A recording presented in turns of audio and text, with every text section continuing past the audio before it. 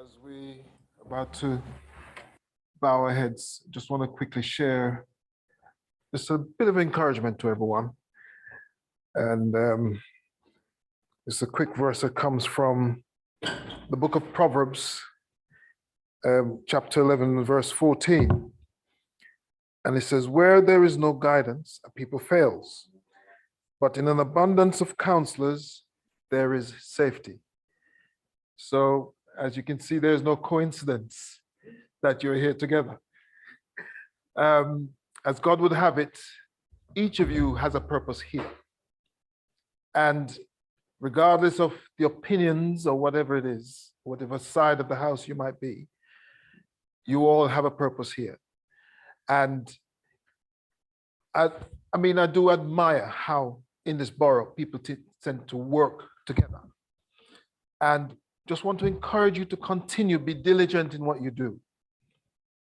Be steadfast, as another scripture says, unmovable in your work, because that's when God will continue to bless what you do. Let us bow our heads. Father in heaven, we thank you for today. We thank you for your servants who are here today. Lord, as we're about to commence another meeting, Father, we pray that your presence will come and join us. We pray, God, that wisdom will always prevail. We pray, God, that whatever is your will prevail. In Jesus' name we pray. Amen. Amen.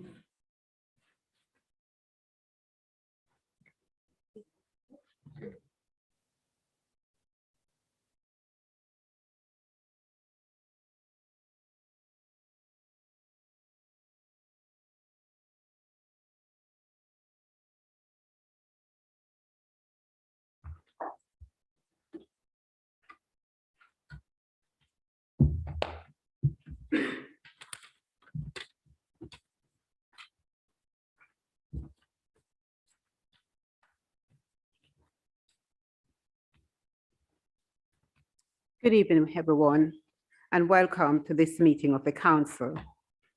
Please note that this meeting is being live streamed on the Council's YouTube channel.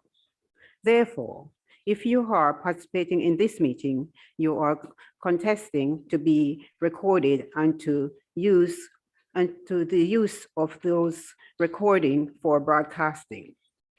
If you have any queries regarding this, please speak to a council officer. There are no fire drills scheduled this evening. If the fire alarm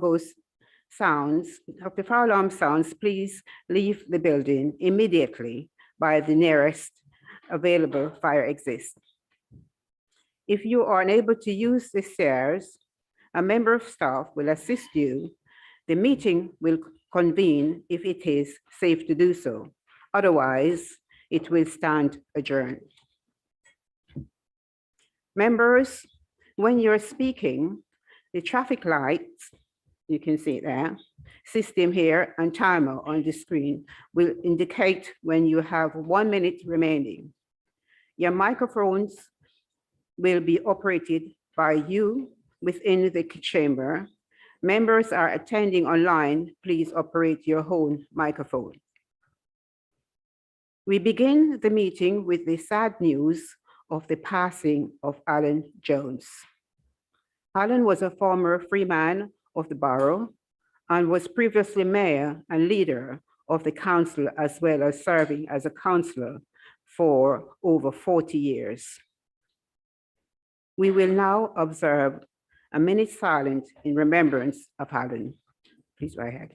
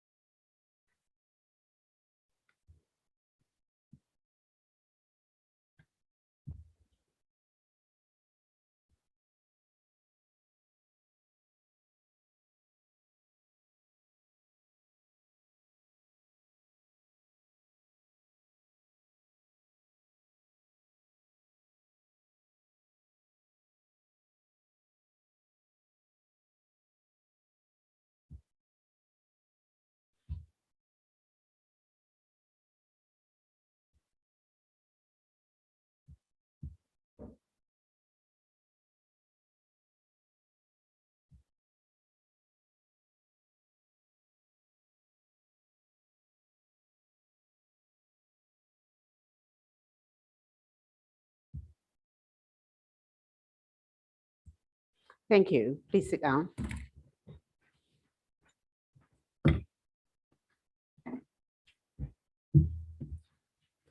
Councillor Brandt, I understand you wish to say a few words about Alan.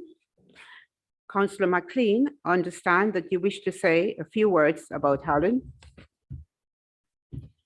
Councillor Brandt.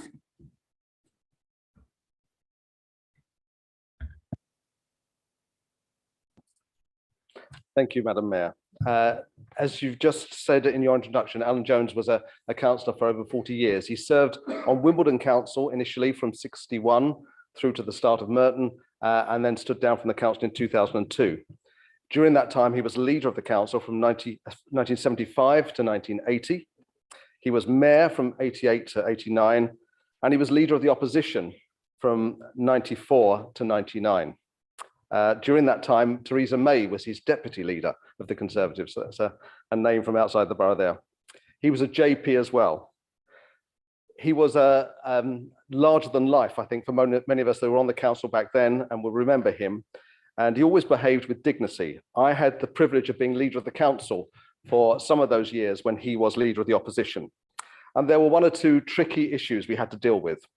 And I always found him to be to respect confidentiality, and he always was collaborative in trying to find the best solutions for the residents of Merton. And he always had those residents at the heart of everything he did. During his time as leader, and I may not get, Councillor McLean may correct me on the number of people, but there are a number of Conservatives who were brought on to become MPs from this chamber. There was John Moore, who was in, I think, a health secretary in John Major's government. Of course, Theresa May, who went on to be Prime Minister, Christopher Grayling, who went on to be a minister, and Sarah Newton went on to be a minister in the Conservative government. But Alan didn't have any part to play in that. He didn't want to move on, as I understand it. He wanted to stay and serve the people of Merton, which he had lived. His son went to school here in Rutlish, and it was at his heart. He always respected confidentiality, and even though we didn't agree on so many things, but he always behaved with integrity and respected confidentiality. I just wonder what would be on his mind at the moment with some of the things going on in national politics. But he was someone who stayed with Merton to the end, and then in 2002 emigrated to Australia to be near his son, who lives, I think, just outside Sydney. He and Jan emigrated there, and I think it's good that he did. I don't know, his health had deteriorated, but he had 20 years of retirement near his son, and I think that was important for him. He outlived Jan, but Stephen, his son, was always there. So our thoughts are with his son. The funeral took place on Monday, as I understand it, so that's already happened. But you've all had details of, if you did know him, to send messages to his son. That will be very welcome, I think. But I do remember him with respect, although we disagreed. So thank you. Thank you, Councillor Brandt. Councillor McLean. Thank you, Madam Mayor. I didn't know Alan Jones, but I've spoken to several who did. I won't therefore repeat anything that has been sent out to councillors from the Mayor's office, in particular the citation of his service when he was awarded the Freedom of the Borough. He does have the rare distinction of being an ex-councillor with his name on all 4 honour boards in this chamber. His wife, Jan, also served as a councillor for 20 years until 2002. They grew up in Cannon Hill area and were teenage sweethearts. Alan was proud of attendance at Rutledge School, where he was subsequently a governor. Their son, Stephen, also went to Rutledge and ultimately, after career changes, as we've just heard, moved permanently to Australia. Jan and Alan were very tied into the community, not just as councillors. And although Alan became a village councillor after rewarding in 1978, their life was based in and around Morden for much of their married life. Alan was a leading member of the planning committee, and the controversial application to turn the Old Express dairy site into an Ahmadiyyan mosque carried his support. He was a pragmatic politician. Although as a businessman running the family jewelry business in the city, he was a conservative through and through to his carefully manicured fingertips. He was not overtly political. As chairman of housing in the mid-1970s, many new council homes were commissioned. His leadership of the council was largely uncontroversial, and he easily slipped out of that role back to a committee chairmanship after only 5 years. In stature, he was tall and sparse in frame. His sideburns turned grey with the years, but he remained a dominant speaker in the chamber until he and Jan received visas to join Stephen in Australia. They emigrated shortly after leaving the council in 2002 and never returned. Rumour had it that Jan didn't trust Alan to use the return half of his ticket if they had. She knew how hard it was for him to leave Merton, and time and distance did not diminish his fondness for his lifetime of service to the community here. Thank you. Thank you. Are there any apologies for absence? Councillor Johnson. Councillor Seri-Ann Bim gives her apologies. Councillor Barlow. Councillor Daniel Holden is unwell, but he is dying in, Madam Mayor. Councillor Gould. Councillor Simon McGrath, he has COVID. He should be joining the chamber on Zoom. Thank you. Councillor Foley. All present, Madam Mayor. Thank you. Are there any declaration of interest? No declarations of interest. Thank you.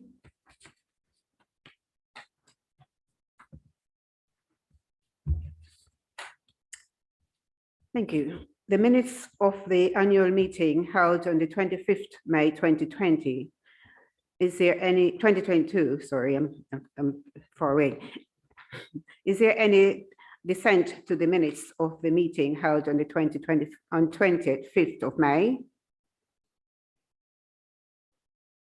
As there is no dissent, I shall take that as agreed. Does the leader or the chief executive have any announcement? Please go ahead. Thank you, Madam Mayor. Just two announcements from me, probably more relevant to our viewers online. The first of our cost of living events is taking place this Saturday at Morden Library at 10:30 till 1 p.m. and I'd encourage as many residents as possible to attend that event. The second is for the first time in the history of All England Lawn Tennis Association, we've managed to get a screen in the east of the borough in Mitcham at the Cannons. And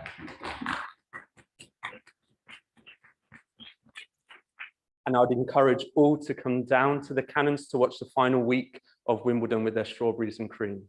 Thank you. Chief Executive, any announcement? Thank you. Councillor Gerald.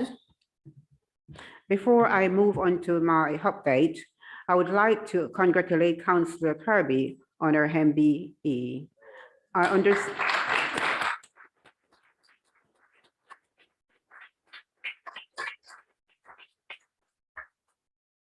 understand a few members here who'd like to say a few words.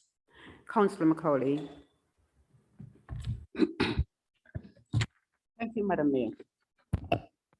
I would like to congratulate Councillor Linda Kirby on behalf of councillors here in Martin on being awarded an MBE in the prestigious Queen's Platinum Jubilee Honours List.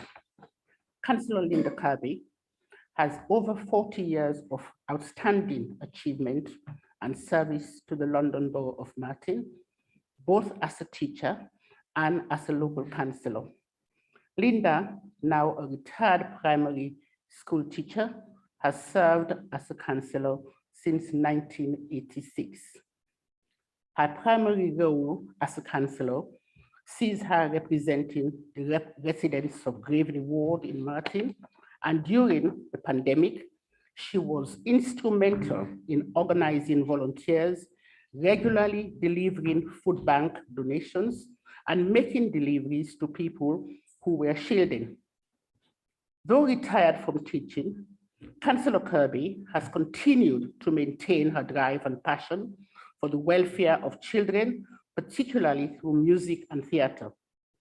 In the last 5 years, Linda has engaged with Children for Merton Music Foundation, the Cricket Green School for Special Educational Needs, and St. Mary's Primary School.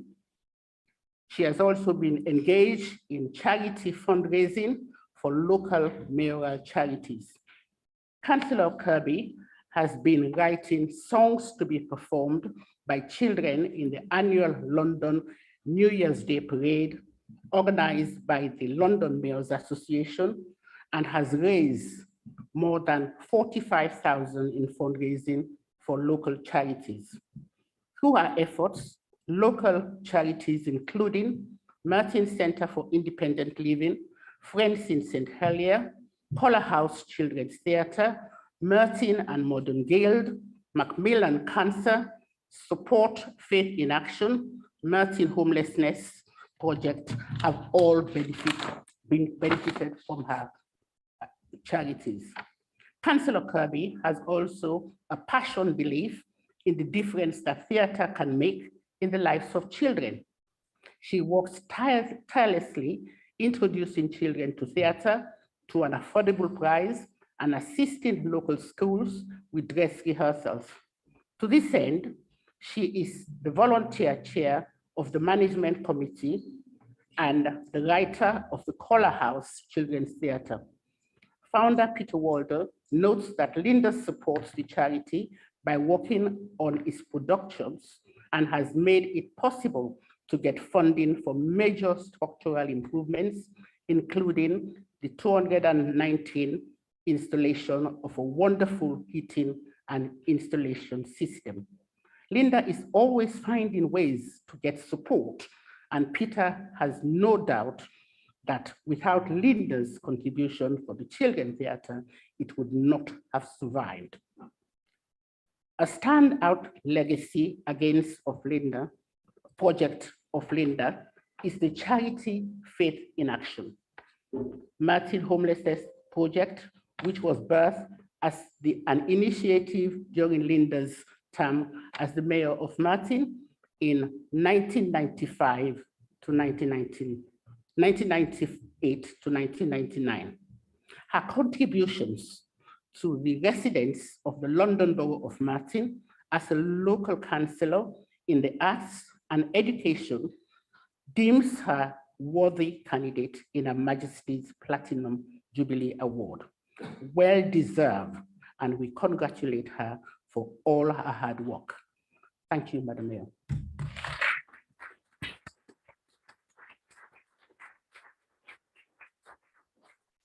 Thank you. Councillor Foley. Thank you, Madam Mayor. I'll be brief. I'm very pleased that Councillor Linda Kirby has been awarded an MBE for her work. It was the first, when I was first elected 8 years ago, I came here to this chamber on the Saturday morning, and it was Linda that gave a talk talking about her many years of service for the borough that certainly impressed me at the time, but it was never realised when you're elected as a councillor who you're going to come across, people that you wouldn't normally meet in your working life. Linda is one of those, and I had the privilege of working with her when I was deputy mayor in her work for the London New Year's Day Parade. As Councillor Macaulay said, she gave a great deal of help and wrote the song that the children performed and was recorded, turned up on New Year's Day, which is quite a feat. And for those new councillors that have come, when it happens again, I hope you'll come up and support. It's a great day. But Linda has done outstanding work, as has been mentioned by Councillor Macaulay. Her work with the Colour House Theatre, something else. I think it's a very good award, very well deserved, and I congratulate Councillor Linda Kirby, MBE.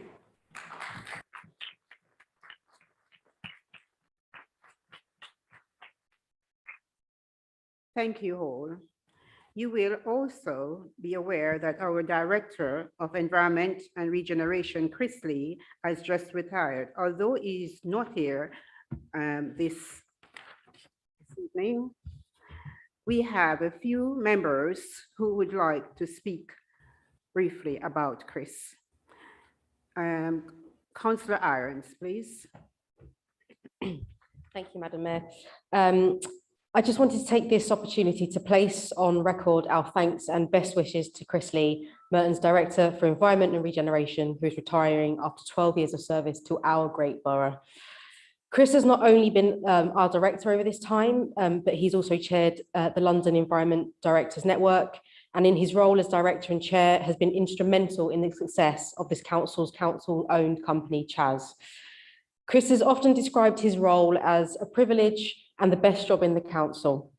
And despite significant challenges of things like Brexit, austerity, COVID, and Foxes learning how to open food waste bins, he has helped to shape this borough and this place that we call home and created a lasting legacy. With projects like Morden Leisure Centre, the Cannons House refurbishment, and bringing AFC Wimbledon home to Plowden Lane, we will forever be reminded of his work and dedication to Merton. And on a personal note, it has been a pleasure to work with Chris over the last 18 months, and I thank him for his support as we've had difficult conversations with Veolia, worked to keep our parks in the special places that they are, and we have begun our fight back against the fly tippers. So, Madam Mayor, we'd like to thank Chris for his years of service for Merton and wish him a happy retirement full of new adventures, big laughs, and long bike rides. Thank you.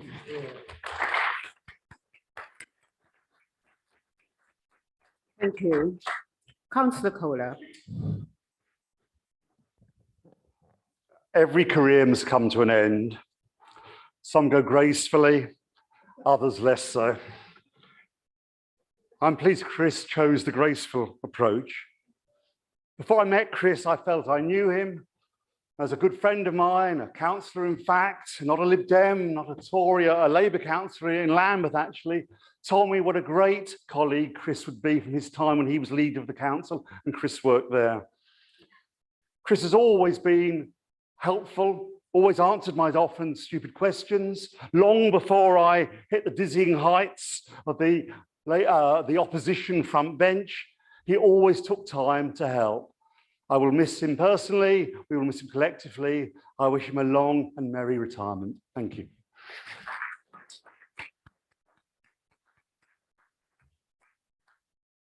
Thank you.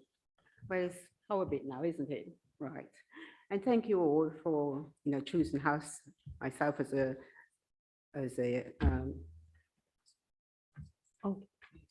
I do apologize. Councillor Judge, would you like to say something? Yes, I'd just like to record my thanks to Chris Lee. I worked with him as a cabinet member for 6 years. I thought he was a lovely man. He was a pleasure to work with. He was always very supportive, certainly of me individually, but of us as a council and a local community and our ambitions. So thank you, Chris, for all the work you've done. Thank you.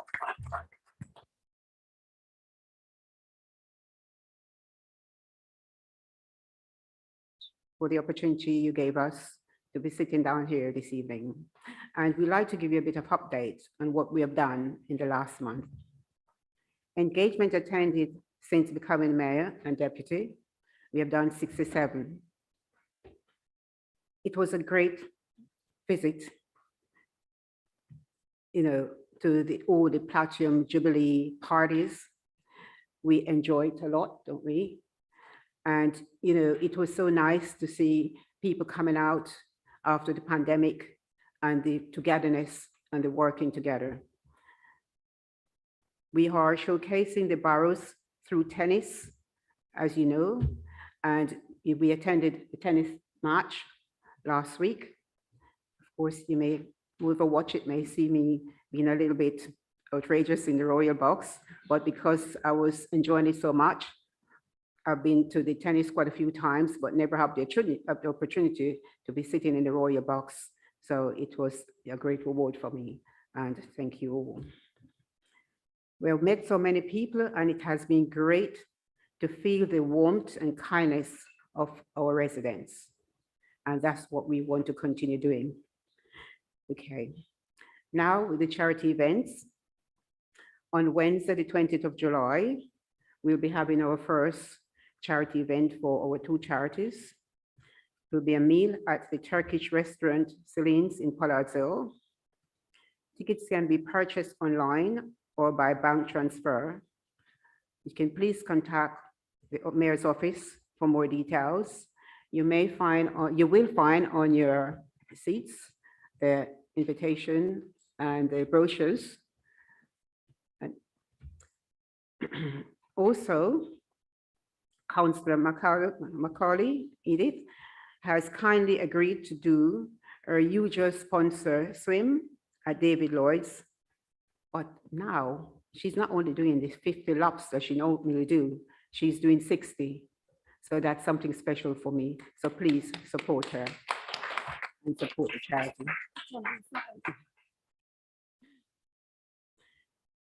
Councillor Foley will be in touch soon, calling all cricketers. So if you're cricketers, please speak to Councillor Foley for the annual cricket match of the Mayor's 11th Vices team from Mitcham Cricket Club.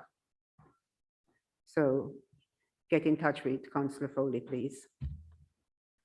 For my charities leaflet, as we say, it's on your seats. And you know who my charities are: Jimmy Asher Foundation and the Duns Local Action Group. If you'd like to know more about them, they're online. You can read up, and plus it's in the brochure. I'd like to say thank you all for your support, and we continue working together. Now, back to business.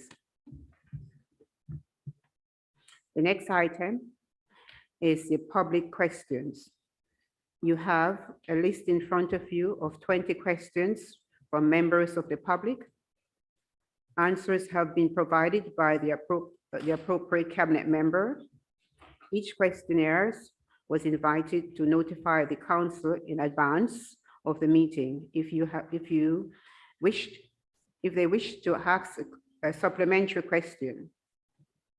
I will call each person's name in turn. Please unmute your own microphone. Please keep your supplementary question brief and not a statement. Okay, ready? First, David Harper. David Harper? Me. Yeah, thank you, Mayor. I'd like my supplementary question is, can you give me a time and date by when the decision will be issued to the applicant? And that's the Councillor Judge.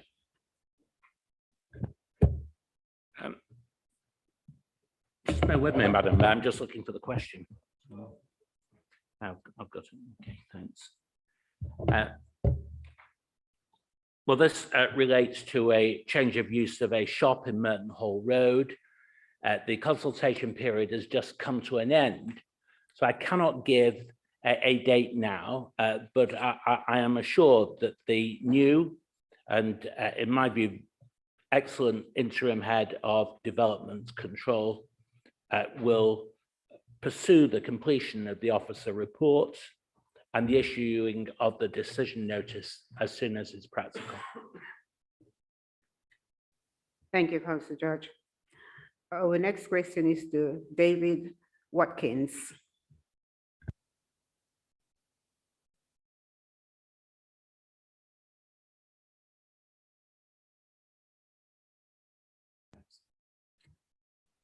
But he's not here, so we have to move on. And finally, Deborah Perry. Is Deborah Perry here? Good evening, I am. Thank you. Let's go ahead. My question is, when do officers propose meeting with residents of 8 South Park? The response in the question refers to a meeting, but it's not actually with the residents of 8 South Park. And the officer who we have received a letter from is unfortunately known to us only as unallocated. Thank you. Councillor Judge, please respond. But I think this is about concerns around breach of a condition, which seeks to regulate the developer to stop nuisances occurring around the construction site. It is said that officers will meet with residents to discuss this. I am going to expect that will happen. If the residents wish, I'll be happy to attend such a meeting myself, if available. But it's very important that so far as possible, conditions that are attached to planning permissions are given effect to. Thank you. Thank you. Thank you for that.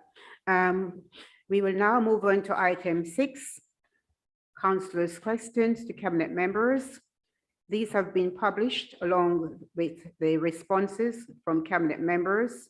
I will read out each member's name in the order they appeared in the agenda and invite you to ask a supplementary question. Please ensure all supplementary questions are briefed and not a statement, and we will get through as many as possible in the time allotted. Councillor Kawisa.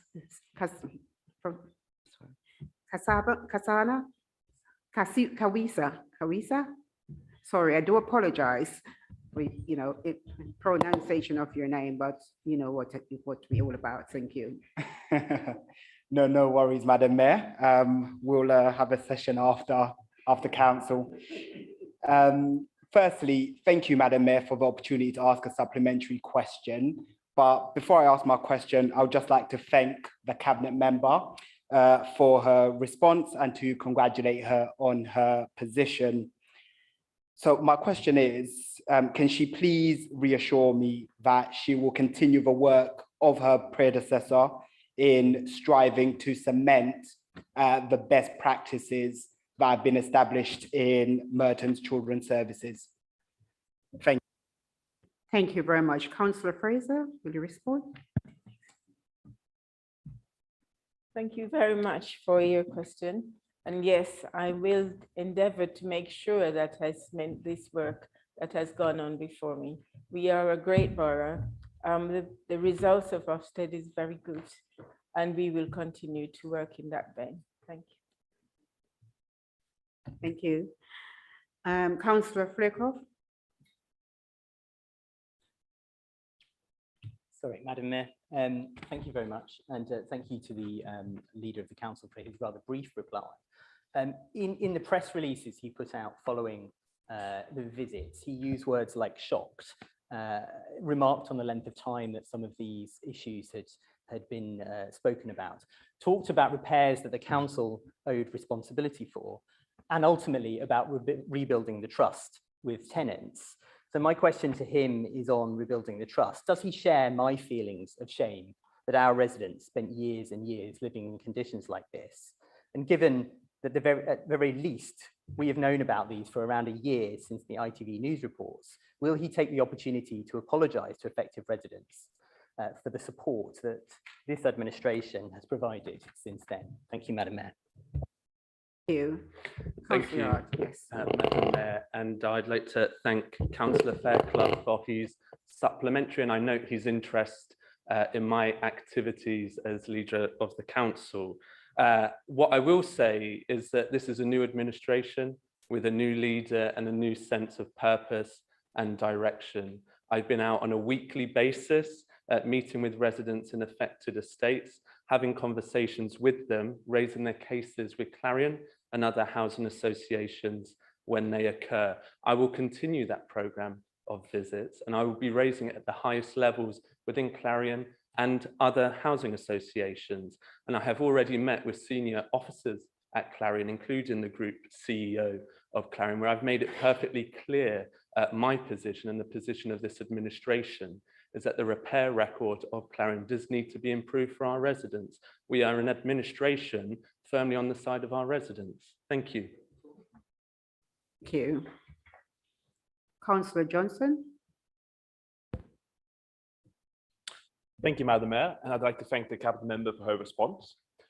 We are living through a climate emergency, something which requires urgency from our politics and something which our national, currently crumbling Conservative government is failing to deliver on.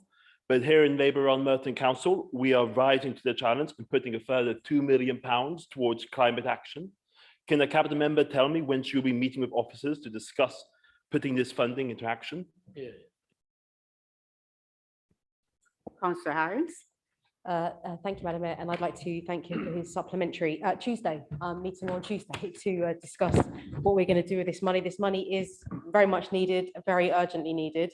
As you know from our year 2 programme on our climate delivery plan, we have got a number of work streams that have been pulled out as our priorities. And one of the things that I've been working on with Councillor Judge is around retrofitting.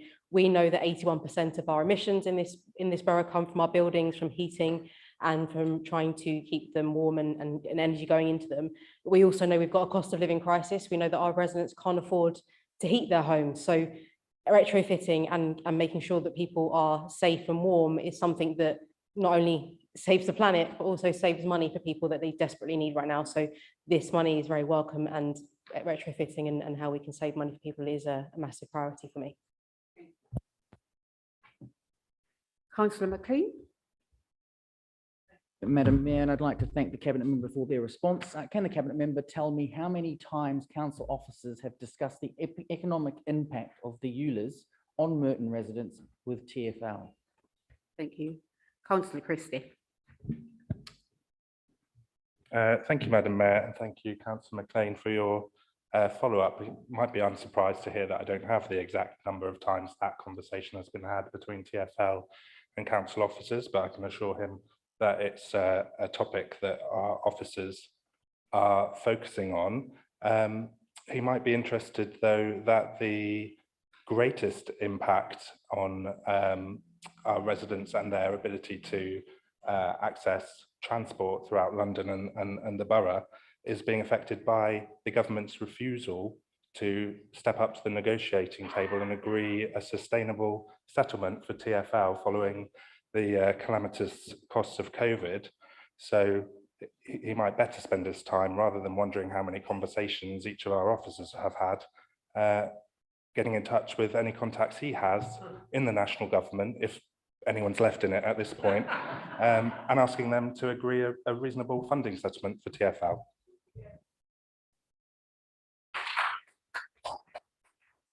Thank you. Councillor Kohler.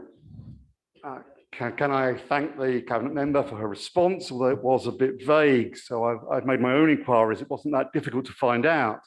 She'll be interested to know that last winter, the junior golf programme in Merton worked in 13 of our primary schools, included 1,000 children from the east and the west of the borough. She might also be interested to know that the programme is now under threat with the imminent closure of Wimbledon Park Golf Club. The All England Club are currently refusing to give just under 2% of the golf club land to continue the programme next year.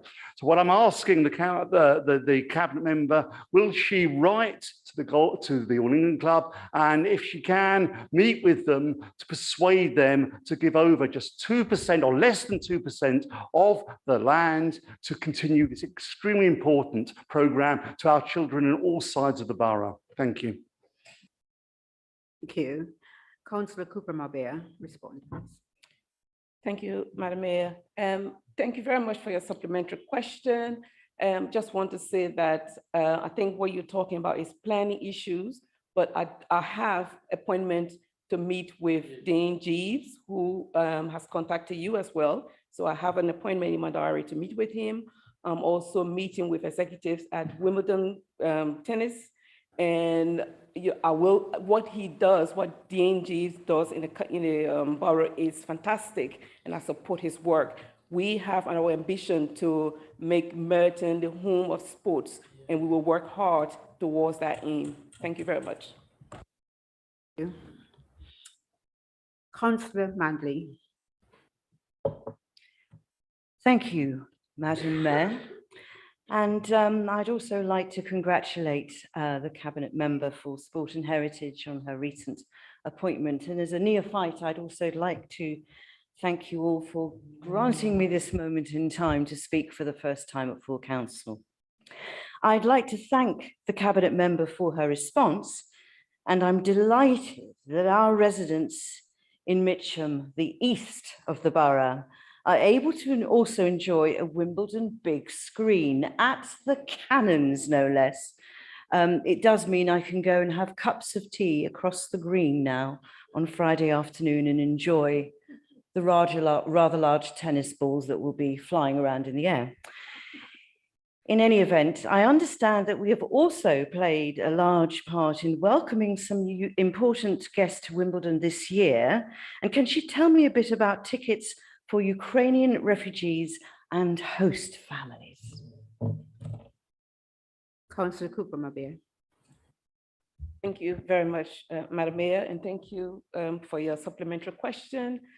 So Wimbledon Tennis were gracious enough to give Ukrainian refugees and host families tickets for the middle Sunday. So thanks to Councillor Stringer and Councillor Slavic as well. So we all worked together to be able to achieve that. So that was very good. And can I also, I think as the leader said, this big screen is there. I was there yesterday and today. Many families are having lunch, watching the tennis as well. So please feel free to pop around and have a look. Thank you very much. Thank you. Councillor Howard. Madam Mayor, thank you. I'd like to thank Cabinet Member for her response. And will they agree to meet with me and a delegation of local sporting associations to keep the lesser in sporting use for local residents? Councillor Judge. I should be very glad to meet with Councillor Howard and local sporting associations. This is a site that has not been used for sport for 20 years. It's a site which I don't think has ever had public access of any kind. It's really important that we look at the practicalities, that we have a sports development that is sustainable, including financially sustainable. But it's important as well that we are willing to look at appropriate enabling development to allow that to happen. So yes, I should be glad when we can set up a meeting at a time convenient to all. Thank you. Councillor Wells. Thank you, Madam Mayor. I thank the Cabinet Member for his answer, the content of which we know, as the new councillors for Rains Park met with Network Rail and SWR at Rains Park Station last Thursday. Yes, there is an access for all application going in, but this relied on Network Rail quickly drafting the plans. On the 2nd of March this year, the ruling party voted against our amendment, Amendment 2, to the council budget. This called for council to consider commissioning plans for a shovel-ready scheme and for funding to be ready for the bid. Having existing plans for accessibility improvements is an important way to improve the likelihood of securing that funding. The Cabinet Member's answer says they will consider a SIL bid and then says in due course. New administration, new leader, new purpose. Will he commit to writing in support of the bid this month and confirm the council will indeed match fund with a minimum spend? Thank you, Councillor Albertus. Thank you. I'd like to thank Councillor Matthew Willis for his supplementary question and for his interest in step-free access. I don't know if he's aware, I used to be a Disability Rights Commissioner and a Commissioner on the Equality and Human Rights Commission. I shall take those skills and that experience and those contacts to do the best I can to achieve step-free access for all our stations. I want all our stations to be step-free, and as many as the number of spurious and dubious leaflets that the Liberal Democrats issued about step-free access. This is not a sixth-form debate in society. This is a local authority that will get things done on step-free access. Thank you very much. Thank you. Councillor Ace, please. Yeah, thanks for the response. First of all, thanks to thank the Cabinet Member for his response, but does he think the experience of the condemn years, remember them, it's not that long ago, when we were all buddying up, does he think those years of austerity have led to some of the problems that we've got in this borough? Councillor Christie. Thank you, Madam Mayor, and thank you, Councillor Hayes, for your question. It may not surprise you to realise that I absolutely believe that the lasting damage done by the Conservative Liberal Democrat coalition in shepherding in austerity policies 12 years ago has contributed to the terrible impact of the cost of living crisis today. Having said that, I'm proud of our administration's response to the cost of living crisis, including the new £2 million fund that we've recently launched to help assist residents. We're, as the leader has said, carrying out 3 cost of living events on Saturdays in July, with the first one this coming Saturday in Morden Library downstairs. We have been very efficient and speedy in making the £150 council tax rebate to all residents that we're able, and we're assisting those who we don't have the details for to apply for it now. And we have a dedicated hub to help residents on our website. So I would absolutely urge the government to take the same kind of robust approach to tackling the cost of living crisis that this administration is doing here in Merton.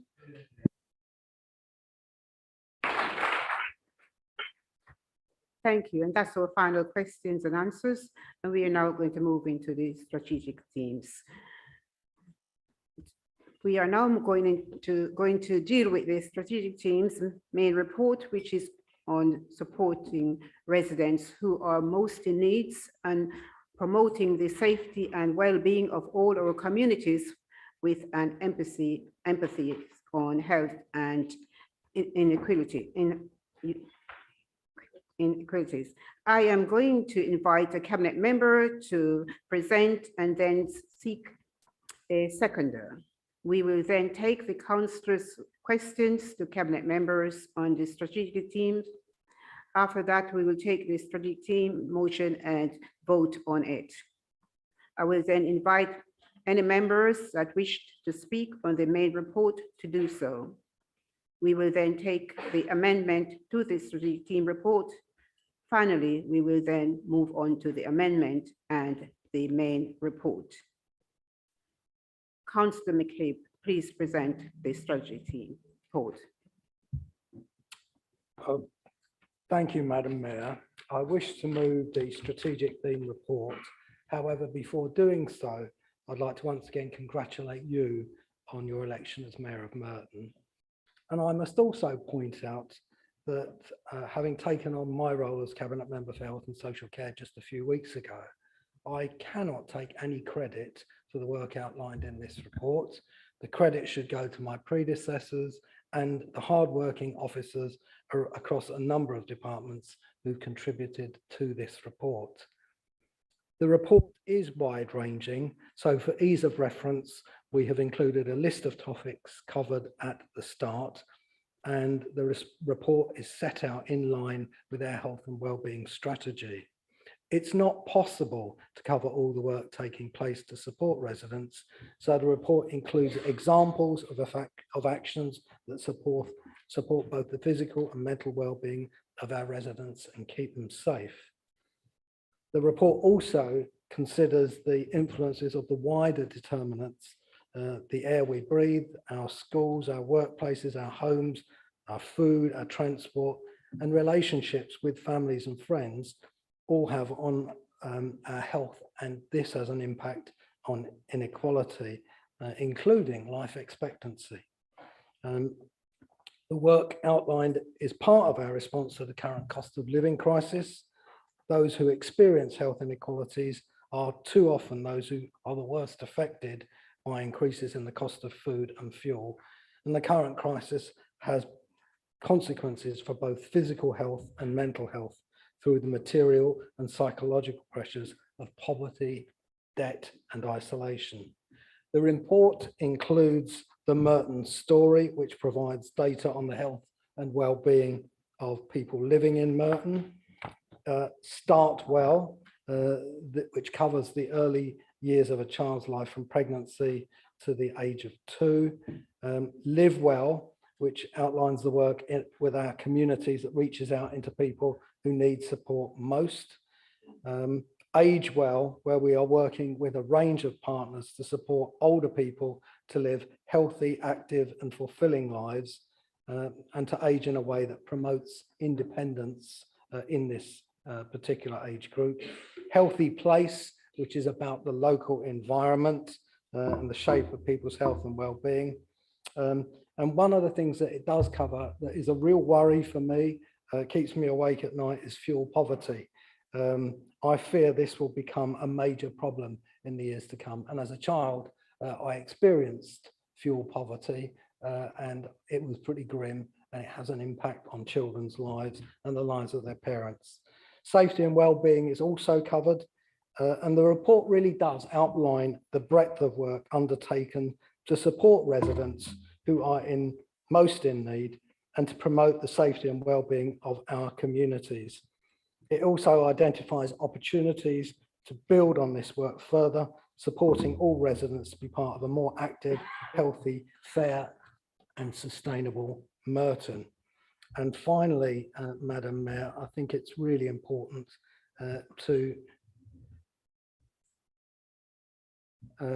say that I would like to thank all our staff for the hard work on behalf of the community during the pandemic, for their willingness to tackle the new challenges facing our community. We saw only last week how quickly they stepped in where there were issues of safety, and I commend this report.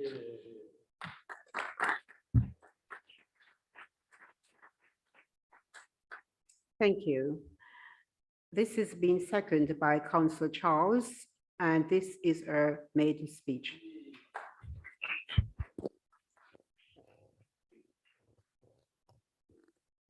Thank you, Madam Mayor, and thank you also to my co-ward colleague, Councillor McCabe, for his comprehensive report. Firstly, I'd like to thank the residents of Ravensbury Ward for putting their trust in me to be their elected representative. I greatly look forward to working with residents groups and individuals on the issues that matter to the local community. Many of those issues have been raised in Councillor McCabe's excellent report. Promoting physical activities is one of the priorities, as this will have benefits for people of all ages.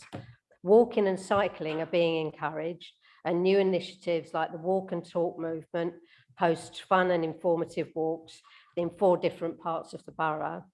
We're lucky to have so many lovely parks with many opportunities to participate in a variety of sports, from the slower paced bowls and cricket to more energetic pursuits such as tennis and football. These activities can help tackle childhood obesity and also loneliness in adults, as it provides a chance to get out and meet people. If more people who are able to use their cars a bit less, the air quality will improve. And this is a key part of Merton's climate strategy action plan. This will also have a beneficial effect on health, particularly for children and the elderly, with cleaner air for them to breathe. School streets have also played an important role in this. Tackling health inequalities is of paramount importance. Life expectancy is shorter in the east of the borough than the west. Rates of frailty are also higher in these areas, and residents there have a higher rate of hospital admissions following falls. The Get Up and Go programme, which promotes strength and balance for the over 65s, will expand its activities in the coming months. It's also important at this point to mention the ongoing campaign to retain all services at St Helier Hospital, including the Accident and Emergency Department. It's really important that our residents have that facility available to them close by. The council has also commissioned a range of community dementia services via the Mitcham Dementia Hub. These help sufferers and offer support to their families and carers. The cost of living crisis is a great cause for concern also. Merton Council Adult Social Care has funded the Warm and Well organisation, which targets vulnerable adults on low incomes, offering advice on benefits and providing small grants.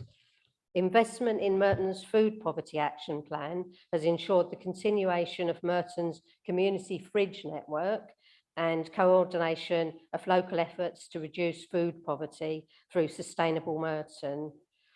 15% of pupils attending Merton State funded schools have a special educational need or disability, and this includes a higher than average proportion of under 5-year-olds. In April 2021, Merton recommissioned the educational occupational therapy provision for pupils with an educational health and care plan, and feedback from Merton schools is that this has greatly improved the provision. Children and young people's mental health is something that has suffered as a result of COVID and the lockdowns, so Merton has expanded its services to offer a greater level of support. I note the Liberal Democrat amendment referencing cycling, but would like to remind our friends across the chamber of the excellent work the council undertakes in providing free cycle training during school terms and in holiday times.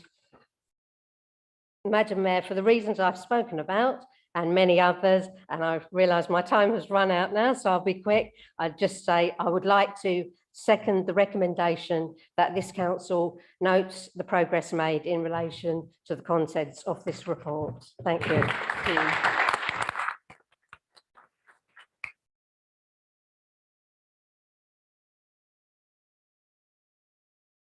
Thank you very much. We will now take councillors' question on the strategic themes and they can't continue with the debate. Councillor Butcher.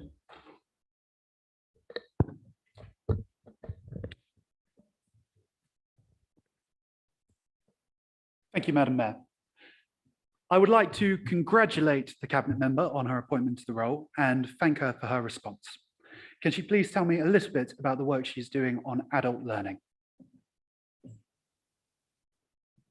Thank you, Madam Mayor, and thank you, Councillor Butcher, for your supplementary question. I can't take credit for what's gone before me, but I would like to boast at this moment for Merton Adult Learning being awarded a quality mark for their digital work, one of only 3 London boroughs to achieve this accreditation in this round, which is an excellent achievement by us as a chair.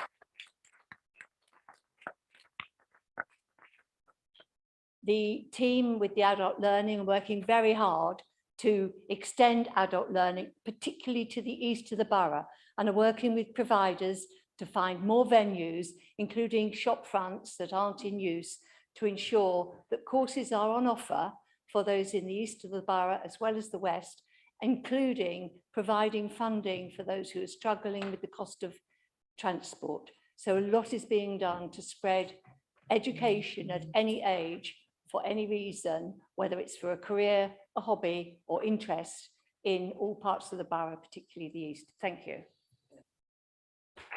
Thank you. Councillor Good.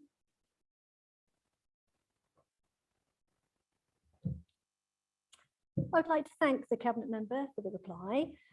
Adverts for burgers, chocolate bars, sugary drinks were recent adverts reported near my local primary school. We have an obesity epidemic. We continue to see breaches of Merton's advertising policy around schools in relation to healthy eating.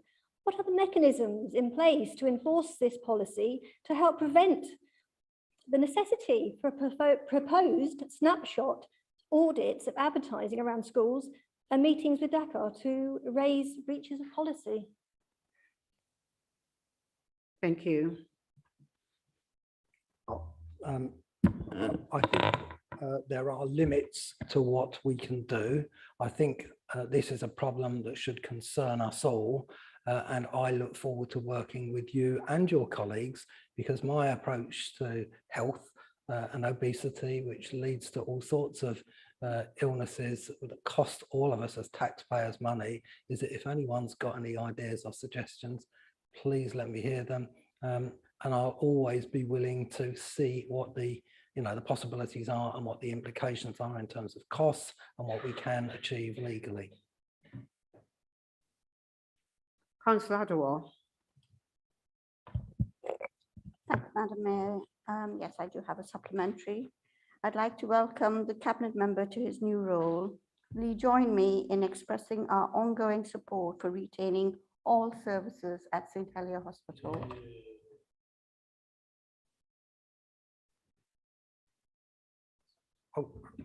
sorry. I think it is a well-known fact that for most of my 36 years in this chamber, I have campaigned to retain services at St Helier Hospital, and I will continue to do so. And as I said on numerous occasions in the past, I think the first responsibility of any councillor is to stick up for local residents, and anything that damages the health and the health chances of local residents is something that we should all oppose. And I look forward, as I said just now, to working together with colleagues to ensure that this hospital remains an asset for our local community.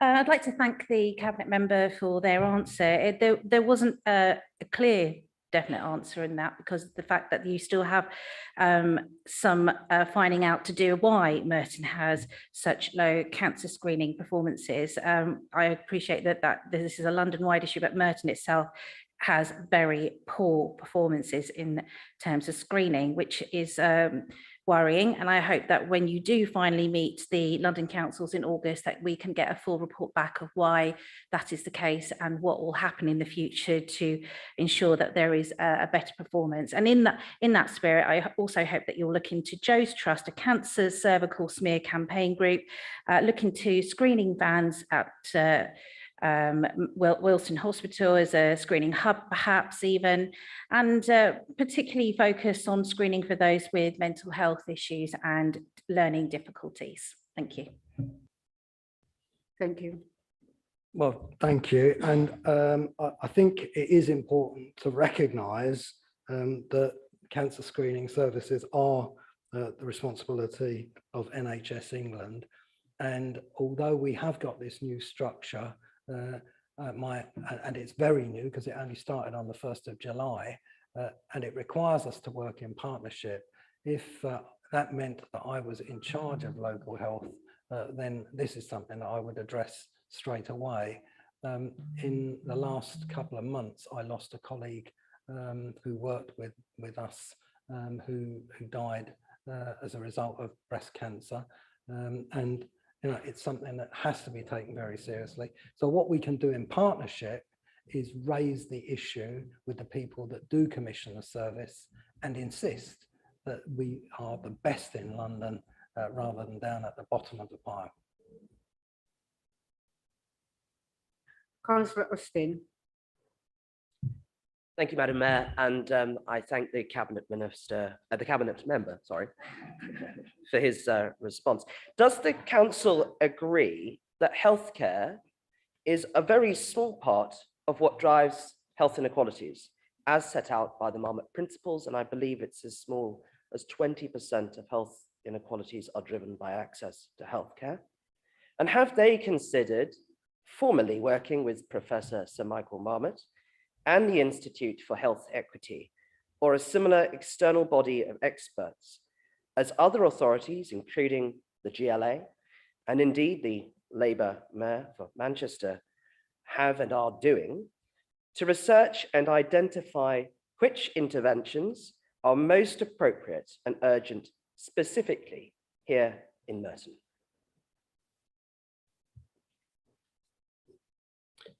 Well, I thank you for your supplementary, and I really do understand some of these determinants. And when it comes to poverty,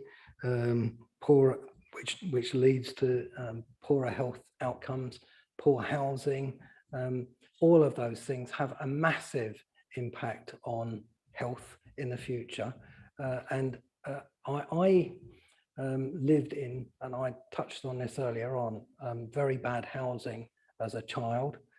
And it was the day we moved to our council flat in Lambeth, having shared a bedroom with my parents in a house that had no hot water and no bath, a tin bath hanging in the backyard, we thought we had died and gone to heaven. And it's such a shame that there are so many children growing up in poor housing these days with little prospect of social housing, and the difference that that makes to life chances is extraordinary, because for the first time I had a bedroom where I could actually do my homework. I wasn't living in a cold house, and it actually made a huge impact on the rest of my life and the lives of my children. So I really do get that. And we have spoken to Professor Marmot in relation to St Helier Hospital. And I think one of the things that he said was that there are so few things that you can actually impact, but there is something that you can do about a hospital. And you can decide where to put it. And why would you put it? Why would you take it from the most deprived areas and put it into one of the most affluent parts of Surrey, where there is no health inequality? Well, it's practically in Sutton, in Surrey. It is just inside Sutton, but it's about as far away from the residents that I represent and the people living on the St Helier estate as you could possibly get in Sutton. So I do get it.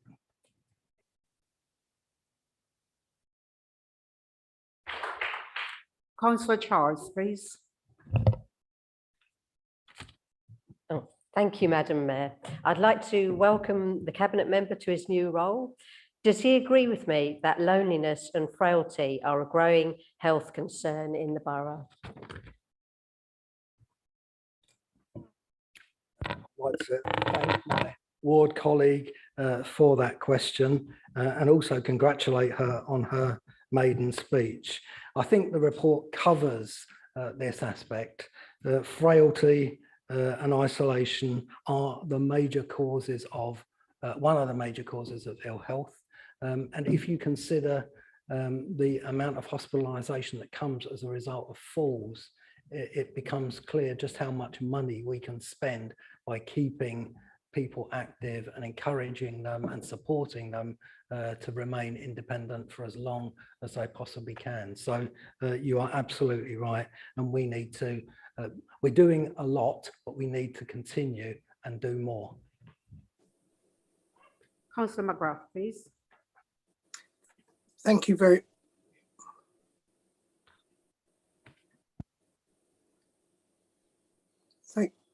Thank you very much, Madam Mayor. I wonder if the Cabinet Member agrees with me that it's wrong in principle that information on breast cancer screening rates should be kept away from members of the public, and if he will agree to write to the appropriate part of the NHS asking if we can make this document public.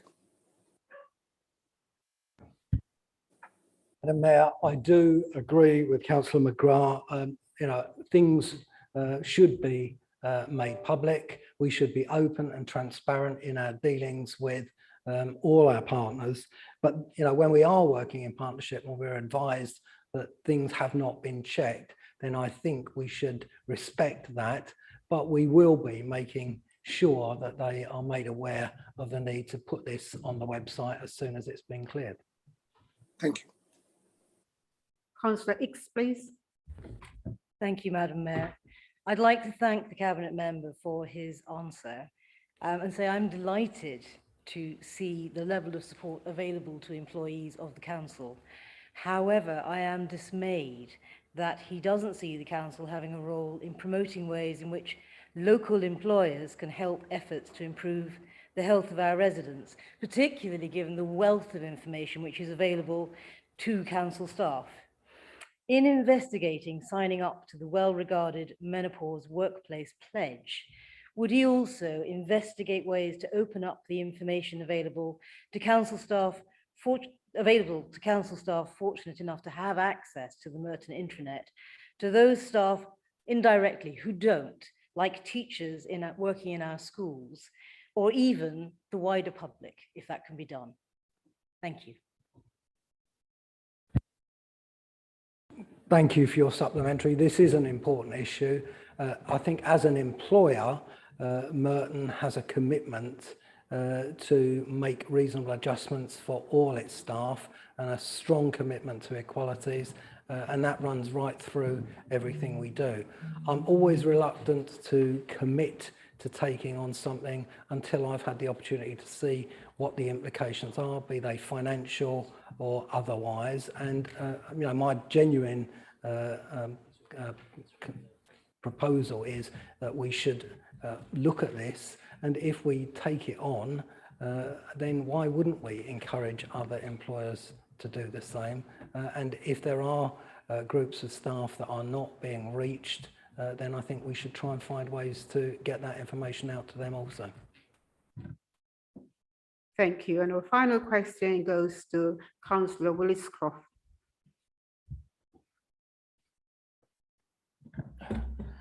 Can the Cabinet Member for Health and Social Care please tell us about the social value elements recently agreed contracts for supported living services for adults with a learning disability?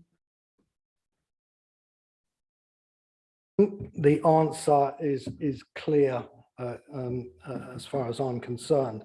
But when I discussed this contract, which had been the subject of a tendering process with the responsible officers, I was very pleased to find that I didn't have to kind of twist arms or force them to do the right thing. That's already part of the culture within adult social care. And I think as other contracts come up for renewal, that will be an element of them, because we can add value, and that's what we want to do. I'm also pleased that there was a requirement to pay the London living wage in this contract for the staff, because I think that we were talking earlier about what determines health. One of the things is if you can lift people out of poverty, then they will be more healthy, and they'll be able to provide a better and healthier environment for their children and their families. Thank you. Thank you.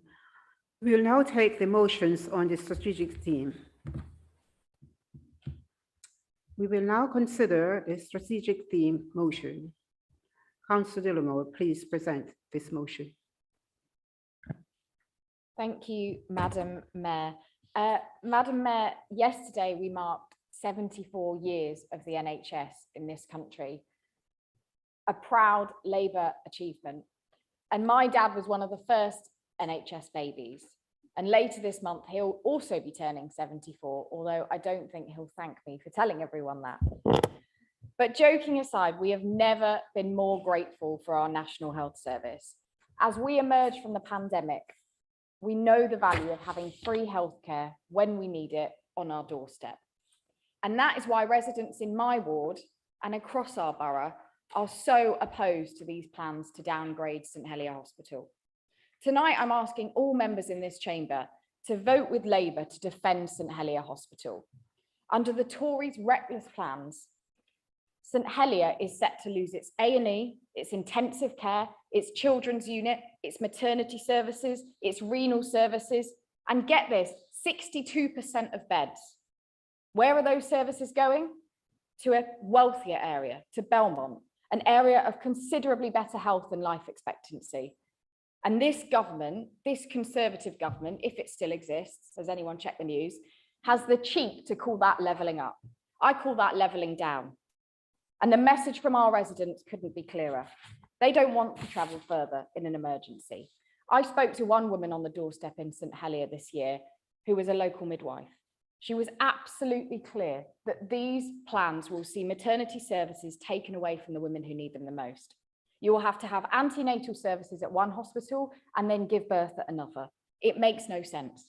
And our services are under attack yet again from a Conservative government who has decimated our NHS for the last 12 years. And our Lib Dem colleagues, I see, are nodding along as I speak, but I'm yet to hear a word of condemnation from them of these plans to downgrade St Helier Hospital. And in the weeks ahead, planning permission will be sought from Sutton Council to move services away from our St Helier Hospital. Who will rule on those plans to build a new hospital and take services away from St Helier? The Lib Dem run Sutton Council. So given those members opposite in the Lib Dems have been more than happy to politicise the planning process in previous meetings of this council, I look forward to their speech tonight telling us that they will be asking their Lib Dem colleagues to stop these plans to downgrade St Helier Hospital, and they will be doing that immediately. And the proposal to move services to Belmont, we know it will increase health inequalities. It will reduce access to healthcare for the people who need it most. And it doesn't have to be this way. We could upgrade St Helier Hospital on its current site. It would help improve health outcomes, reduce the life expectancy gap, and it would cost less. But the reality is that this Conservative government wants to commit £500 million of our precious NHS funding to move these services to one of the richest and most healthiest areas at the expense of one of the most deprived. We will fight this every step of the way. And I know in the motion tonight, we referred to the Merton Clinical Commissioning Group. As my colleague has pointed out, as of last Friday, that became the Integrated Care Service. It also breaks their statutory duty, and we won't be letting them get away with it. So I'm sure our Lib Dem colleagues will be joining us tonight in opposing these dangerous plans. And I know that if they don't, the residents of Morden, Mitcham and Wimbledon will be hearing about it. I move the motion.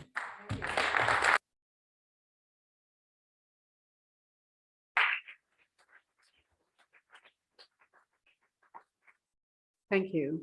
This has been seconded by Councillor Williscroft. With this made a speech, Councillor Williscroft, do you want to speak now or reserve your right? I want to speak. Please go ahead. Thank you, Madam Mayor. I would like to formally second this motion. And may I say what an honour it is to be elected as a councillor in Lower Morden. We have a great local team. My predecessors, Stan and Mary, loyally served Lower Morden, and their hard work and dedication inspired me to put my name forward to be a councillor. Mary and Stan will be a tough act to follow, and I am sorry to see them go, but I know that Councillor Kenny and myself will do everything we can to represent our residents and continue our fight to save St Helier Hospital. From my countless conversations with residents leading up to the election, it is clear that residents are still worried about the future of St Helier Hospital. As someone that has looked after a severely ill child, I know how important it is to have services closest to those most in need. And I'd like to put on record my thanks to St Helier for their aftercare, for maternity, for kidney stone and hernia aftercare as well. It cannot be right that the local NHS, backed by the Conservative Party, are looking to submit an imminent planning application that proposes to open a new hospital in healthy and wealthy Belmont at the expense of my residents in Lower Morden. Under the proposal, St Helier Hospital will lose its A&E, intensive care, renal services, maternity services, and 62% of its beds. St Helier Hospital provides health services where they are most needed. For residents with the lowest life expectancy and in poorest health, this is not the case for Belmont. It is quicker from every ward of Mitcham and Morden to reach St George's than Belmont. Transport links are poor and a significant number of residents are reliant on public transport without access to a car. So what's the alternative I hear from those sitting opposite? Well, let me tell you, using the funds to improve St Helier on its current site has a lower capital cost compared with the current proposal at Belmont. Let's focus on delivering excellent medical services where there is greatest need. The calls to keep services at St Helier Hospital not only have Merton Labour support of 3,751 residents of Labour support. 3,751 residents took part in a resident survey, and the results of this showed that considerably more called for St Helier to be improved on its current site. There were also petitions against St Helier being downgraded, and a further 10,000 residents signed these.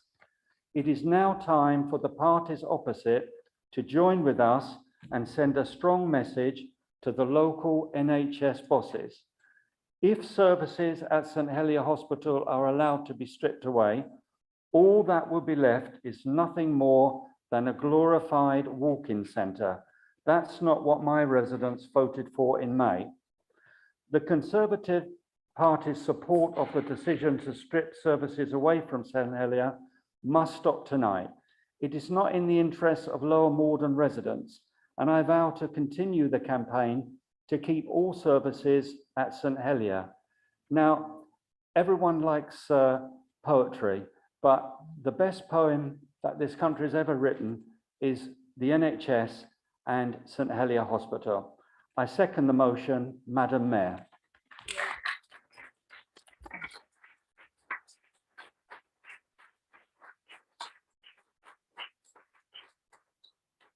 Thank you. Councillor Fairclough. Thank you, Madam Mayor, and I'd like to thank Councillor Dollimore for her proposal of this motion. I hope the selection meetings for the parliamentary seats are going well. I was slightly surprised to see the call for us to encourage our colleagues to break planning law. That seems thoroughly irresponsible. I would also invite, thoroughly irresponsible. I would also, in your councillor's back letter as well, I would also encourage the councillors on this side of the room to look back at our record in this council since 2010, where we have indeed supported, as Councillor McCabe is nodding, the retention of services, full services at St Helier, and we are pleased to do so, including the consultation in 2020, where we set out some of the things I'm going to speak about tonight. I would remark on the operative part of this motion. I think it's a missed opportunity. It's somebody, who knows who, will write a letter to a body that ceased to exist to set out a proposal that we know is already our position. But what could a new administration, an administration with a fresh purpose, have done with this opportunity? And in the spirit of cooperation, Councillor McCabe approached us before, and he's very keen to work together on this. So these ideas are meant in that spirit. By all means, this motion could have restated the position. We know how important it is to Siobhan McDonough's election, that she talks about this every time. But an administration with a strategic mindset could have also thought about its priorities if it loses this particular battle. What if we can't simply keep all services on the St Helier side? What are the next steps? If the outcomes really are the focus, well, I'd encourage anybody to go and visit the Shanklin village in Belmont if we think it's all leafy. Yes, we need investment in St Helier. No one should be blind to that. So yes, we need to know that the money is there and it's safe. Too many times St Helier has been let down by the government. But what are the needs of our local population? That must surely drive the fundamental services needed at St Helier if Belmont goes ahead. Councillors Gould and Hicks will very shortly highlight some of those areas. How would we mitigate the impact of moving some services to a Belmont site? At the very least, we should be looking to negotiation with TfL over public transport, but also the need for more planned investment at St George's Hospital and Croydon Hospital to improve the services and support any new users. Now, my group understands the drive to bring acute services together, and we believe those services should be retained at St Helier. But we also understand that failing to plan is simply planning to fail. Thank you, Madam Mayor.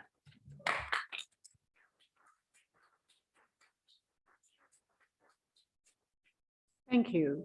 Councillor Barlow, please. Thank you, Madam Mayor. Madam Mayor, they've changed their leadership, but they certainly haven't changed the record. Councillors Dollimore and Williscroft talk of their pride in the NHS, but then join previous Labour colleagues in standing up to talk down the plans of local NHS professionals. Not government plans, the plans of healthcare experts. But they continue to insist that they know best. They continue to play politics with the health of the people of this borough. Doesn't matter how many times I read this motion, I struggle to see what the point in it is. It makes a number of assertions, not least about the impact of the NHS's proposals could have on inequality, without providing anything close to evidence of this. I understand my colleague Councillor Austin is going to speak about the reality of health and inequality later in his speech on the main report, so I'll leave that for him. The motion also states that this is a matter the council believes to be of concern to people throughout South West London.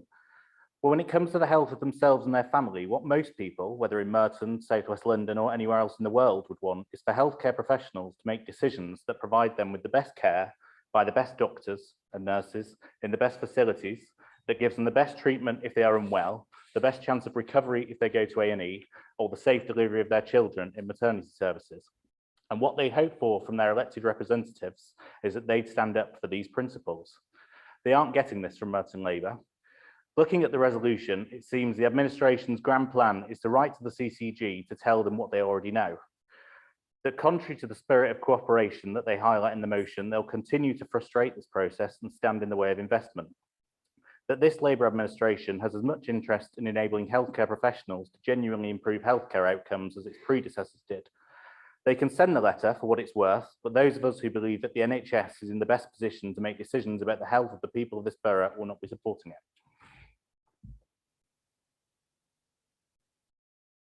Thank you.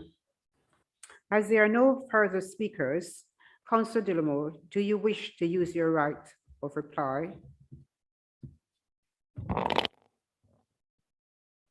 I do wish to use my right of reply. I just wish to ask the Liberal Democrats when they will be contacting their colleagues in Sutton and asking them to use their power to stop these plans to downgrade St Helier Hospital. I haven't heard the answer in that long speech. I didn't hear a word of it.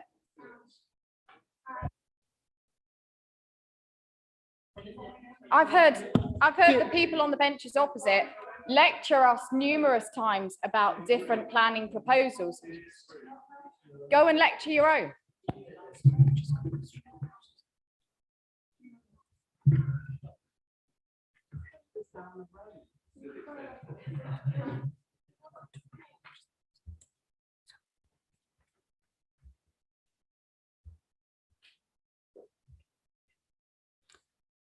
Thank you, everyone. I would therefore put the motion to the vote. All those in favour?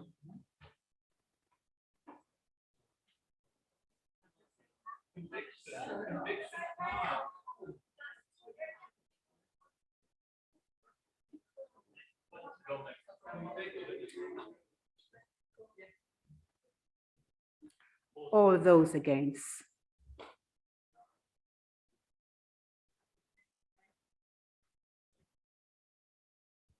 Any up?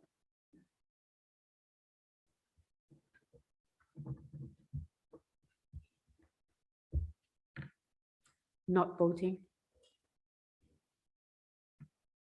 Any not voting?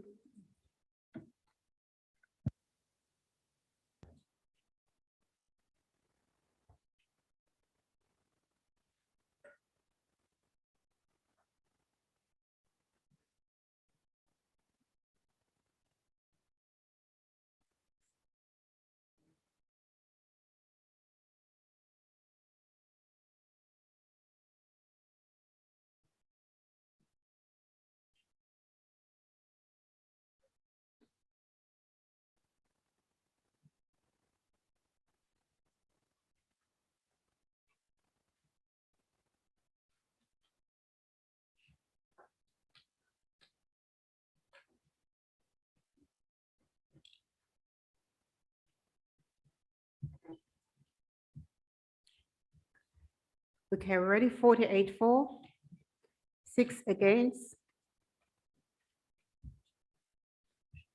The motion is carried.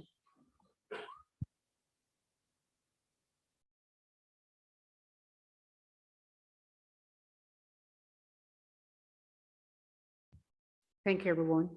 We now move to the debate on the strategic theme main report. I have the following listed to speak. Councillor Austin, and this is his maiden speech. Thank you, Madam Mayor, and I would like to thank and congratulate the council officers and all who have contributed towards the production of this report.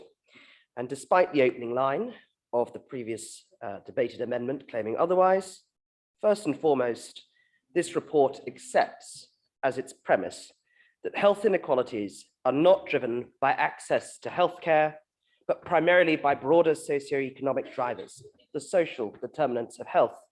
This topic is close to my heart, and I'm glad that this report bases itself on the Marmot Review, Professor Sir Michael Marmot being someone who I've had the great pleasure of working with during the pandemic, and I'm grateful to the member of his team who has reviewed this report with me and helped me prepare my remarks.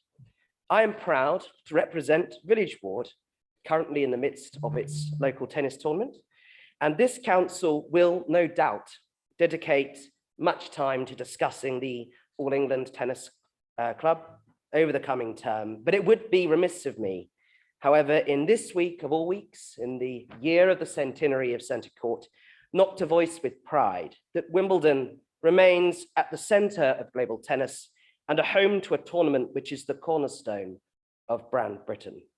Anyone who's been to the Village during the Wimbledon fortnight will attest to the buzz floating around what is now Britain's third best high street. However, come this Sunday afternoon, we will all once more be confronted with the glaring disparity that exists across our borough. That disparity in housing, education, and access to public services, areas for which the council is responsible, is what drives health inequality, not access to healthcare services. My comments on this report, however, question the data on which it is based and the need for us to be precise in which steps we take forward. First, it is important to understand what cross comparisons have been made to identify which social determinant of health is most prescient in Merton. For example, mapping local housing data over local asthma data would tangibly provide evidence of where poor housing was impacting on public health. Secondly, the report's areas of focus are, if anything, too broad and risk overlooking some important signals that it displays. A perfect example of this is it rightly highlights the need for suicide prevention, but doesn't seek to identify why more women are at risk in this borough and what further information might reveal the reasons as to why this is so. It highlights that there are 2,500 house visits a year, but doesn't outline the metrics being used to understand what impact they are having. The broader point I'm trying to make is we cannot measure what we do not know.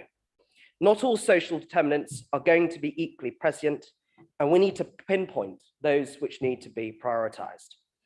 Whilst Marmot's recommendations are universal, what works in one place won't necessarily work in another, and a copy and paste health inequality strategy on Merton will not serve the interests of our residents. If we are able to reduce health inequalities by tackling the social determinants of health in this borough, we'll be doing a great service to the NHS as well as to our residents. The phrase "an ounce of prevention is worth a pound of cure" is absolutely true when it comes to healthcare. The tools for doing this are in this council's hands. Thank you.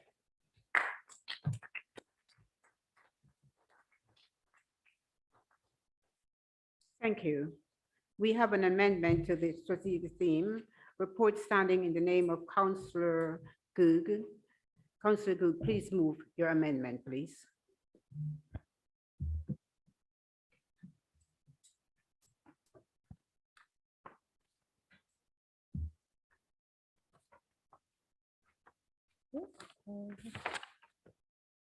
Thank you, Madam Mayor. We want to highlight 4 key areas when looking at health inequalities, areas that seem entirely forgotten by this administration, and our amendment is to prompt the administration to ensure action is taken. These areas are breast cancer screening, childhood immunisation, young people and self-harming, and the infrastructure required for walking and cycling to improve air quality. We brought these amendments with heightened concern for those affected by the negative outcomes of saying nothing.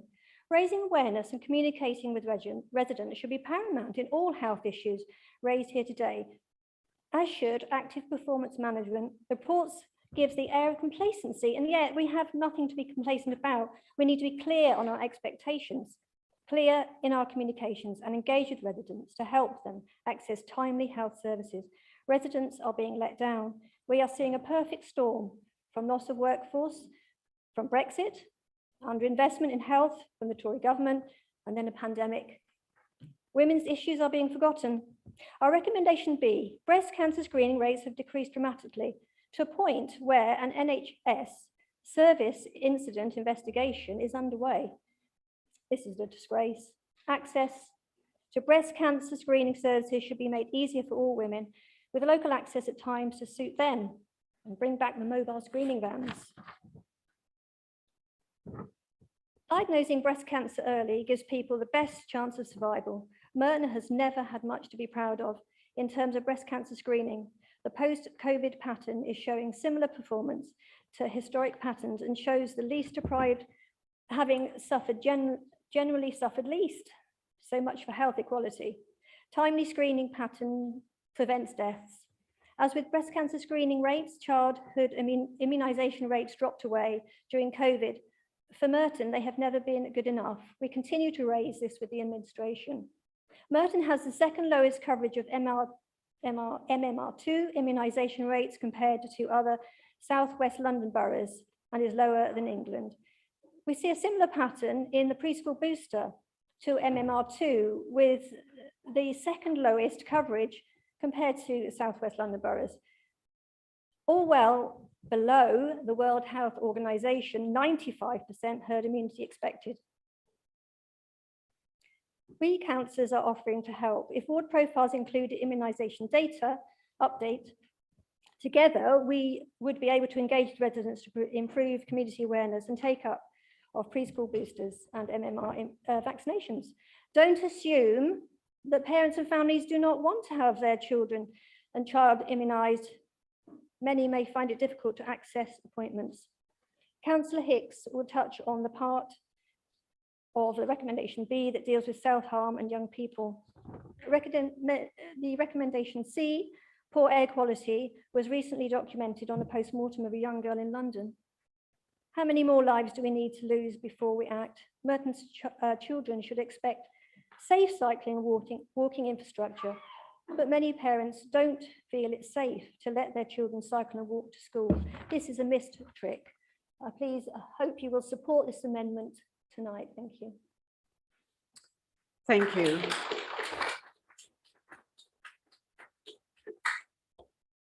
The amendment is being seconded by Councillor Hicks and this will be her maiden speech. Thank you, Madam Mayor. I would like to formally second this amendment. Self-harming has long been a significant issue for the young people of Merton, and the London Borough of Merton is very well aware of this and has been trying for years to address the problem. 2018, the Merton Suicide Prevention Framework identified self-harm amongst children and young people as a significant issue, one that creates significant and persistent risk of future suicide. In 2018 to 19, the local CAMS transformation plan said they will deliver procurement of enhanced therapeutic counselling services for young people with emotional disorders. That was 3 years ago. Merton Health and Wellbeing Strategy 2019 to 2024 identified increasing self-harm as one of the 2 key areas we should be worrying about. And Merton developed a plan to reduce self-harm by 20% over the next 3 years. And that was 3 years ago. Subsequently, we have all the measures that Merton has been taking set out in the strategic theme report, and all of those are good. But where are we now? It's 2022, 4 years of planning and intervention. Looking at the strategic theme report, what we can see is this. The off-the-record self-referral talking therapies have increased above pre-pandemic levels. The CAMS referrals have increased 40% in the last 12 months. Merton still has a high hospital admission rate for self-harm in 15 to 19-year-olds compared to the London average. And in East Merton, where we have our most vulnerable residents, these are considerably higher than in West Merton. And every single one of these, East and West, is a child or young person who is battling with serious mental health issues. And those people, the young people who are hospitalized, are the tip of the iceberg. There's a lot we don't know, and this report doesn't tell us. We don't know how long it takes children and young people now to be seen, to be assessed, or to be treated. And we don't know, crucially, why Despite everything Merton has been doing, self-harm is still rising. We don't know how effective the initiatives have been, which ones are working best, which ones are cost effective. We don't know, and this report, excellent as it is, doesn't tell us. So what do? Merton has developed a while you wait pack, as well as signposting to digital resources for described as support for waiters, which I take to mean young people who are waiting for support they desperately need, and we don't know how long it's going to take them to get it. Our young people can't wait. They need us to be all over this. That is why we need to focus on self-harming as a key issue, with a comprehensive engagement plan, targets and deadlines for improvement. We need to make things change. Now, I suspect that everyone in this room knows someone whose child self-harms or has mental health issues, even if it's only a child who comes to the beach on the hottest day of the year and won't take their long sleeve t-shirt off. I suspect everyone in this room will have felt the shadow of cancer in their lives amongst their families, their friends, their loved ones, and knows that screening is absolutely crucial to saving lives. I know because I was lucky, and I want as many of our residents as possible to be as fortunate as I was. That's why I invite members of all parties across this chamber to support our vulnerable young people and all our residents by voting for this amendment. Thank you.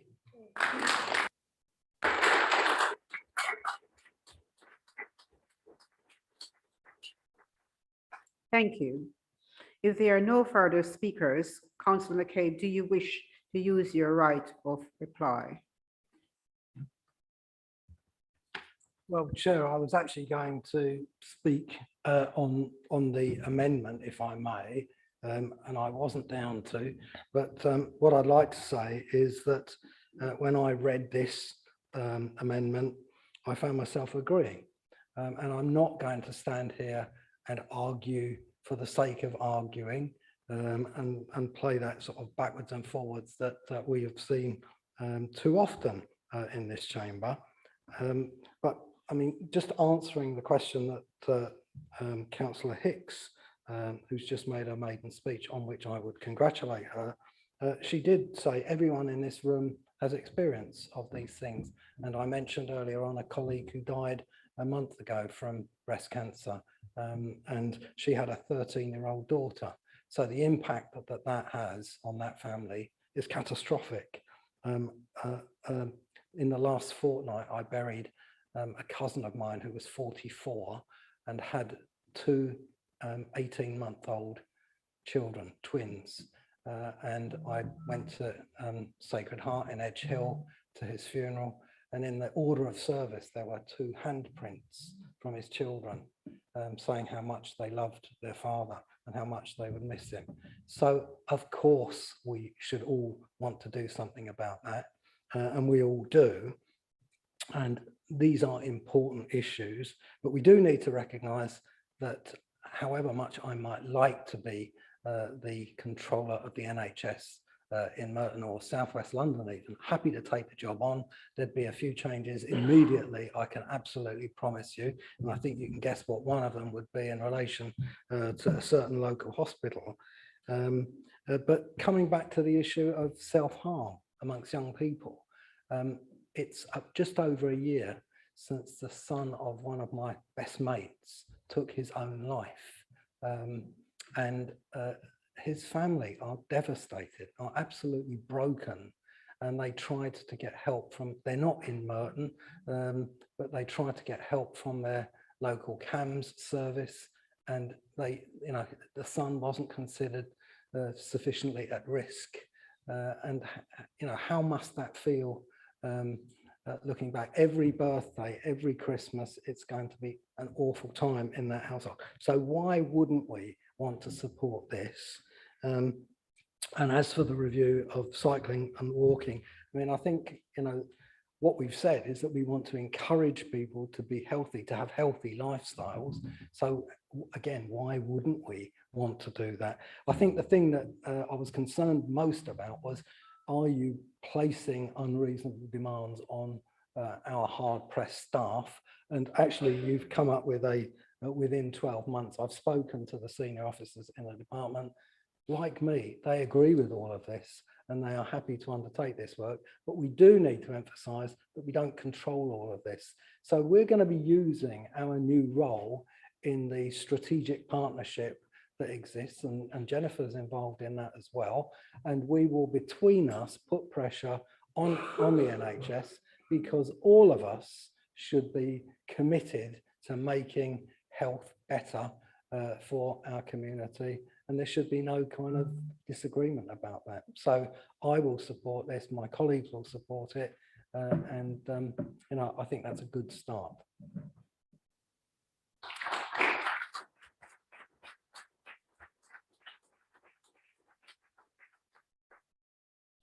Thank you. And I will now call for a vote on the amendment to the strategic theme report.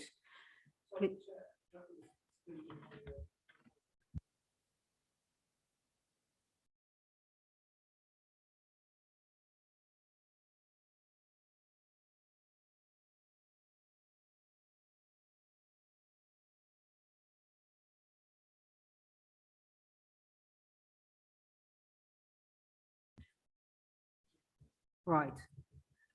Okay, I'm going to start again. I will now call for a vote on the amendment to the strategic theme. Please raise your hands for.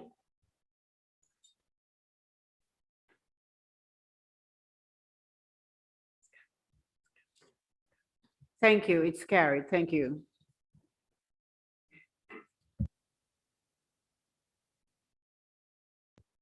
Thank you. Councillor McCabe, you can come back in now. Thank you. Thank you. They're telling me over here to be brief. Can you believe that? Thank you, Madam Mayor. I would just like to give you a summary of what I've heard. I'd like to congratulate the councillors who've made their maiden speeches, particularly my ward colleague, Councillor Charles. She is going to be an excellent addition to the council, but I'm very impressed by all the maiden speeches that I've heard this evening.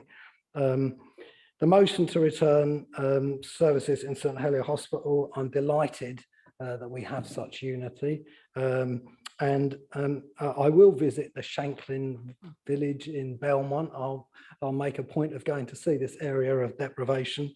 You know, if I find it, I'll report back. I'd also like to comment on this old chestnut of doctor knows best. Doctor knows best. Let professionals make decisions.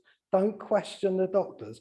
I think people that come out with that should ask the patients from the Staffordshire Hospital, from the Bristol Heart scandal, from the Alder Hay Hospital, whose organs were transplanted by doctors who knew best and stored, Shrewsbury and Telford, the maternity scandal that we've just been hearing about. East Kent Hospital fined over 733,000 for the death of a 1-week-old baby, and Nottingham University Trust, which has only just happened in the last few weeks. So you'll forgive me if I don't take the view that doctors know best. They make mistakes and they get things wrong, and sometimes they get put under intense political pressure, and it's not doctors, it's bureaucrats within the NHS to achieve a certain type of result in an election. And we all know what happened with the Belmont party political broadcast that the, is he still the Prime Minister? I'm not sure, did just before the last election. Thank you, Madam Mayor.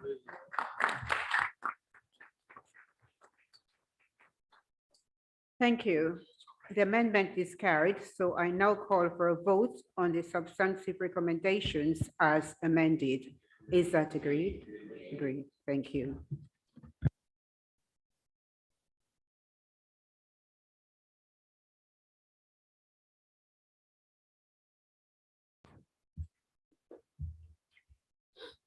The amendment falls, so I now call for to apologize, anyone. Sorry. Get that? Okay. Sorry. Okay, item 8, Mitcham Community Forum. Councillor Monday, will you formally recommend this report to the council, please? Thank you, Madam Mayor. Yeah, I'd like to, it's a privilege to take up the chairmanship of the Mitcham Community Forum. I'd like to pay tribute to my predecessor, Councillor David Chung, who should take full credit for this report. As a councillor for a neighbouring ward to my own, I know how hard he worked for the Long Thornton community, tirelessly campaigning on behalf of residents with a particular focus on championing qualities, access and local NHS services. As chair of the Mitcham Community Forum, he guided the community during a difficult time over COVID. I hope I meet, and dare I say it, beat the high bar he set. As the leader announced at the start of the Full Council, in July, this administration is hosting a series of cost of living events, providing practical advice and support to residents. Given that October, we will see the energy price cap rise by an estimated 51%. The focus on the October meeting of the Mitcham Community Forum will be the cost of living crisis, and myself and our lead officer are working on a programme to provide residents an additional opportunity to access practical support during the evening session. More news to follow. Thank you very much, Madam Mayor. Thank you. Item 9, Morden Community Forum. Councillor Charles, will you formally recommend this report to the council? Thank you. As the new chair of the Morden Community Forum, I'd like to formally recommend this report, and I'd like to thank my predecessor, Nick Draper. Thank you. Thank you. Item 10, Rains Park Community Forum. Councillor Bakari, will you formally recommend this report to the council, please?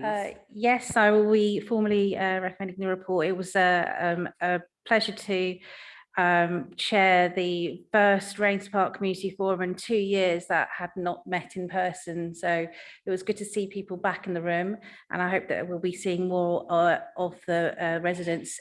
And it was fantastic to hear from the Rains Park councillors, Councillor Flack, Willis and Wilson, on the work that they're doing to get step-free access at the Rains Park station. We also heard from Stephen Hammond, who mentioned step-free access as well, and also the success of the applications that we managed to get refused for lesser.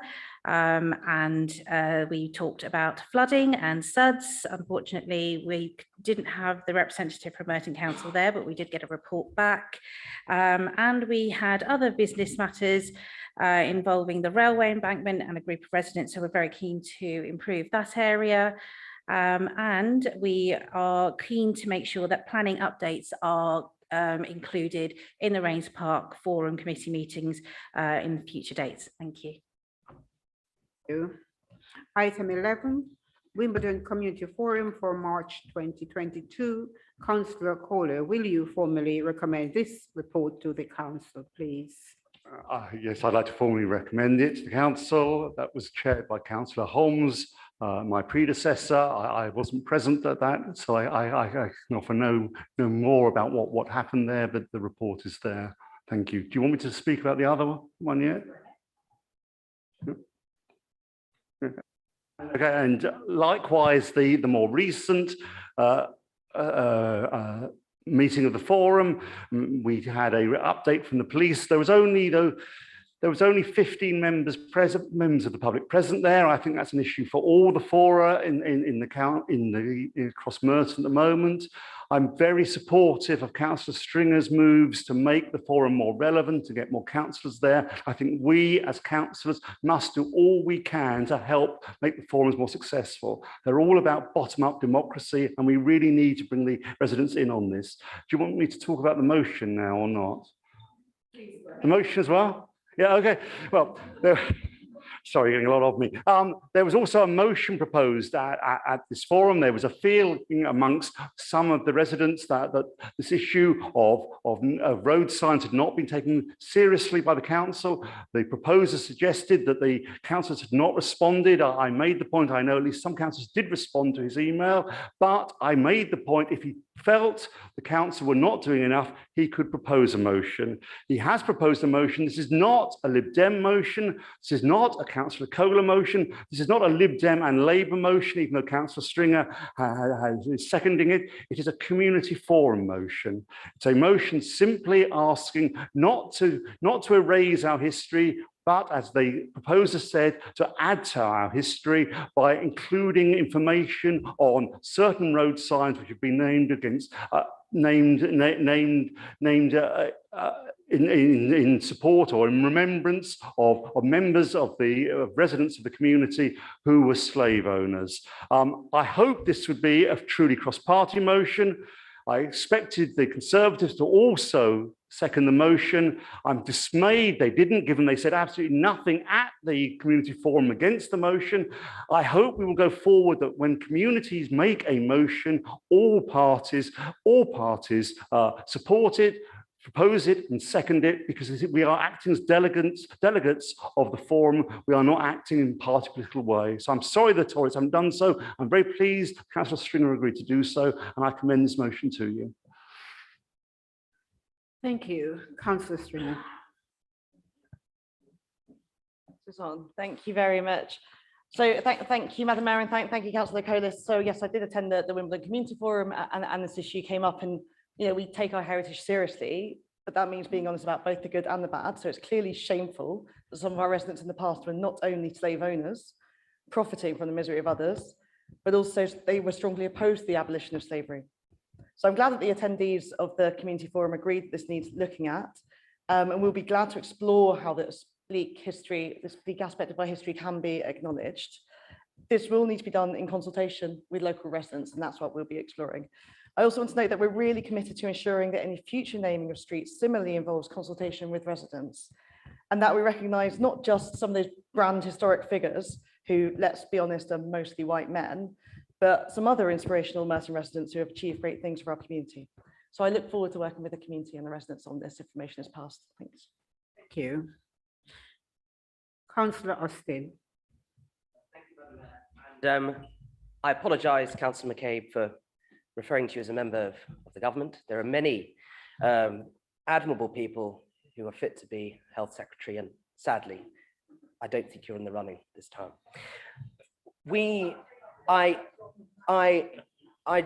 This is a serious motion. I'm conscious of my time. I want to preface our position on this by saying how deeply conscious we are, I think we all are, of these debates, their sensitivity, their controversy, and how many authorities have had to deal with them in the past. They are complicated issues, and it is right, I think we agree, that this discussion needs to happen. We do think that it is broader than just street names.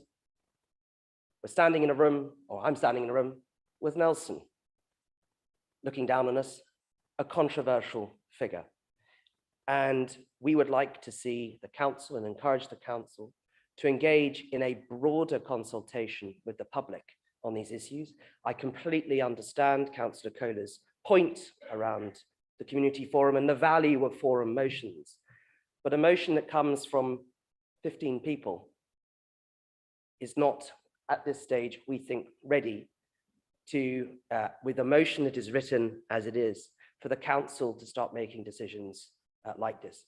We encourage this issue, I think, to come back to the chamber and for a fully inclusive piece of work to be done on perhaps on a cross-party basis that puts and accepts the key principle in writing that the council will not act or consider taking action without there being proper public consent.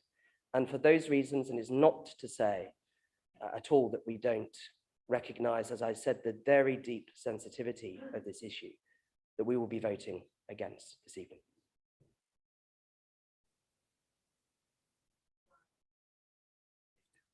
Thank you. If there are no further speakers, Councillor Kohler, do you wish to use your right of reply?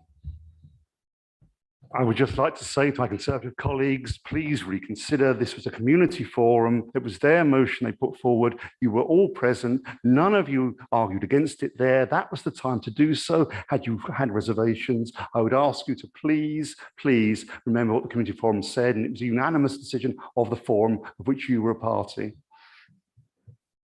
Thank you. Now to the vote. Members, please indicate for, against, for.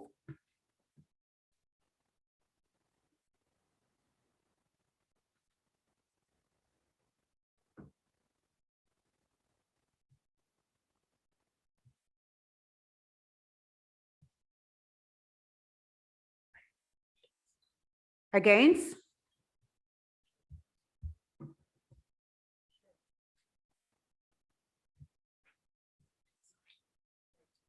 Not voting?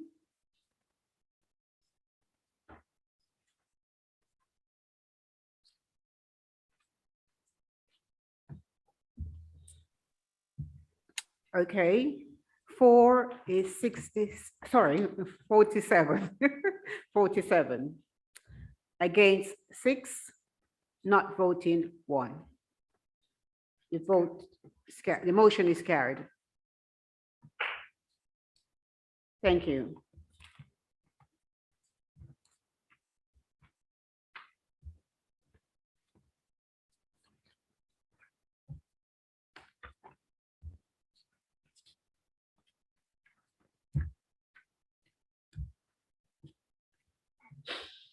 Item 13.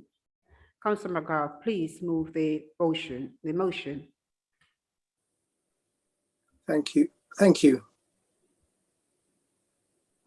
Thank you, Madam Mayor. Madam Mayor, there's been quite rightly a lot of talk recently about the cost of living crisis, but this motion is about those people for whom life is a permanent cost of living crisis, those who have to try and live on low wages. Madam Mayor, the council in recent years has been making progress in this area, prodded, I should say, at every step by Lib Dem councillors. And it's beginning to get there, but we need now to look at the next step. The Living Wage Foundation is an initiative of Citizens UK, and they've been championing payment of the living wage. Let's be clear, this is not what the government cynically calls the national living wage. This is a living wage which looks at actually how much people need to live on and takes into account the much higher cost of living in London. In order to become an accredited living wage employer, an employer needs to pay all their directly employed staff a living wage, which we do, and have a plan in place to extend that to all regular subcontracted staff as well. You won't be surprised to hear, Madam Mayor, that Lib Dem run councils like Kingston and Richmond are already accredited. There are even Tory councils like Kensington and some Labour ones, such as Ealing and Croydon, and it's time for us to join them. You'll notice, Madam Mayor, that we're not looking for an immediate commitment on this. On this side of the chamber, we don't believe in making commitments before we know what the cost of things is. So we're asking for a report to come to the next council meeting. Madam Mayor, I can't understand why anybody wouldn't at least want to find out what needs to happen for us to become an accredited living wage employer. So I urge all members to vote for this. Thank you. Thank you.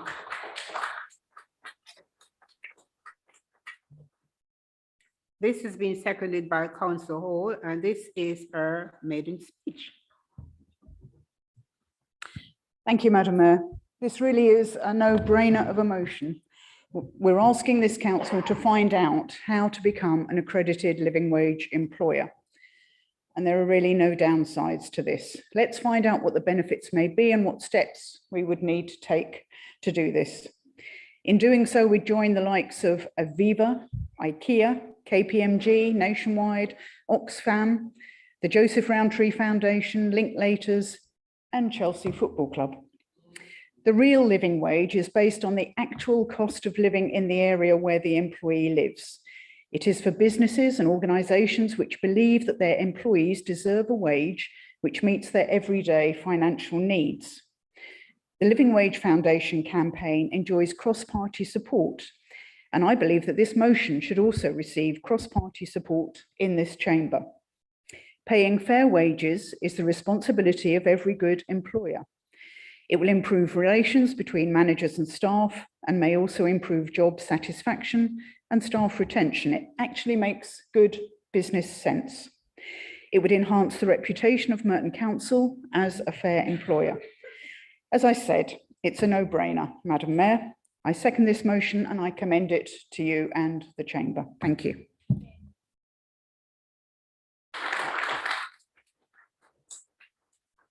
Thank you. We have an amendment. Councillor Christie, please move your amendment. Thank you, Madam Mayor. And yes, I am happy to propose the Labour amendment tonight. As you all know, Madam Mayor, Merton Council is already a London Living Wage direct employer. This means that all of our directly employed staff, all 3,150 of them, are paid at least the London Living Wage. This is reflective, Madam Mayor, of the values of the Labour administration that has run this council for the last 12 years. We believe that a fair day's work should be rewarded with fair pay. Having said that, there are still far too many low-paid workers in the borough, including people, it has to be said, who work for organisations contracted by the council. We're upfront about that, which is why we've been clear that in every new service contract that we procure, we will insist that all staff are paid, or all staff who are involved in delivering the contract are paid at least the London Living Wage. This is not a new policy, Madam Mayor. This is something that the last Labour administration was working towards as well. So now, Madam Mayor, that transition can't happen overnight. We cannot simply break contracts that are already in place, putting at risk the services we provide to residents. But we are continuing apace this work as contracts come up for renewal. As an example, most recently, at the Cabinet meeting last month, Cabinet approved a new contract for supported living services, for a supported living services provider, which pays all of its staff at least the London Living Wage. We will continue this work until all our contractors pay their staff at least the London Living Wage, building on our status as a London Living Wage employer, and we are working towards becoming a living wage borough in the process of gaining the accreditation from the Living Wage Foundation. Madam Mayor, taking the Liberal Democrat motion at face value, I'm pleased to see that they've woken up to the plight of low-paid workers. I've no objection to the underlying sentiment behind the motion. All workers in the borough should be paid at least the London Living Wage. We can agree on that. What I object to, Madam Mayor, is yet again the cynical politicisation of a serious issue by the Liberal Democrats in order to facilitate their clickbaity social media habit. It's actually, Madam Mayor, rather embarrassing to see them suggest, as they've done on Twitter and as Councillor McGrath has done tonight, that it's somehow down to the Liberal Democrats that Merton has made progress on tackling low pay. For the last 12 years, it's been the Labour administrations in Merton who have done the hard miles and put in place policies informed by our Labour values to tackle low pay in the borough, whilst the Liberal Democrats have sniped from the sidelines. So you'll forgive us, Madam Mayor, if we take no lectures from the midwives of austerity.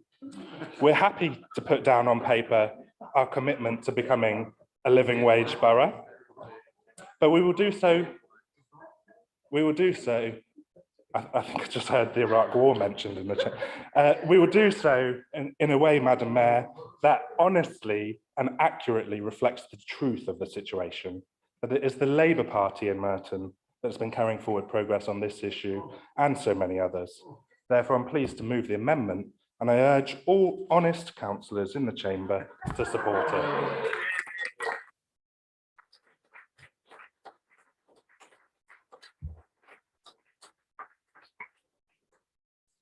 Thank you.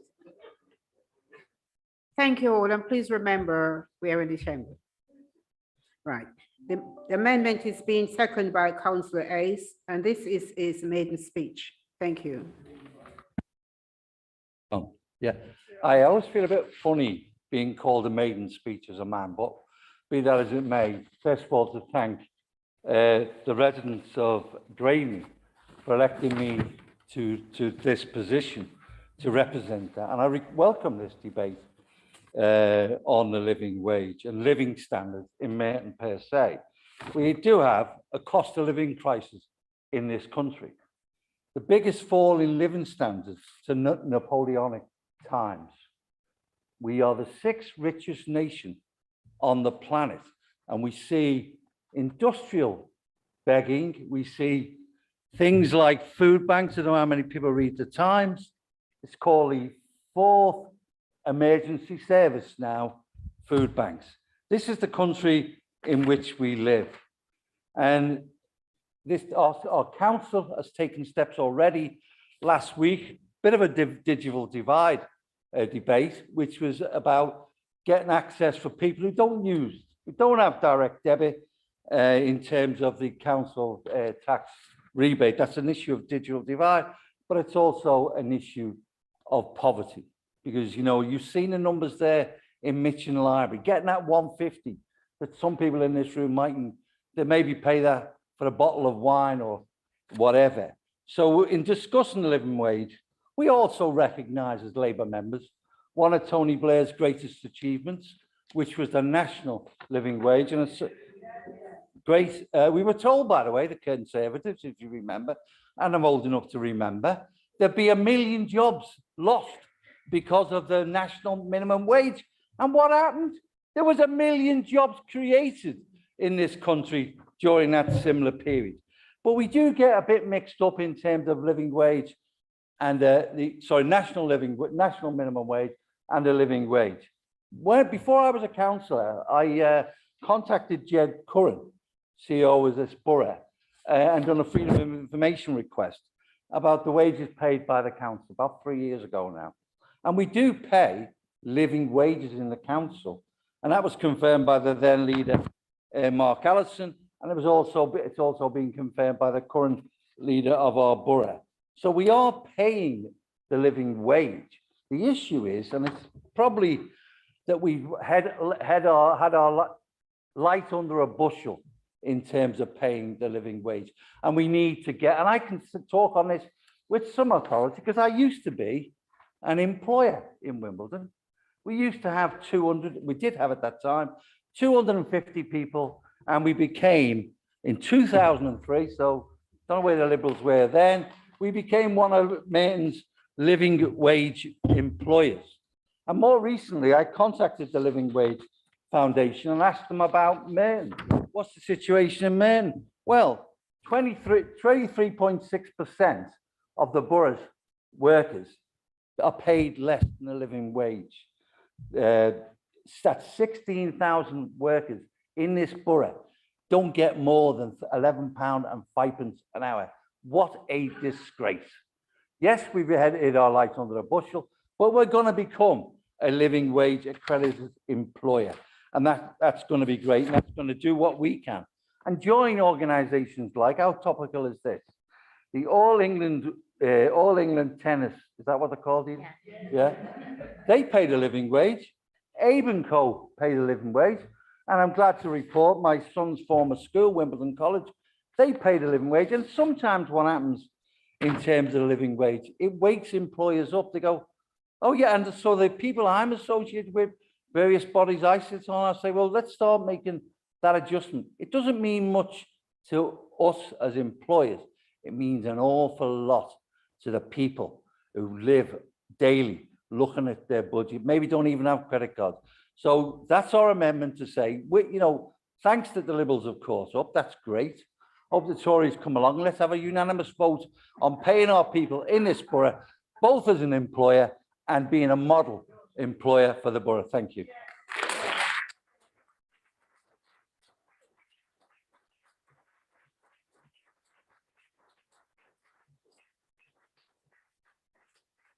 Thank you. Councillor Howard, please.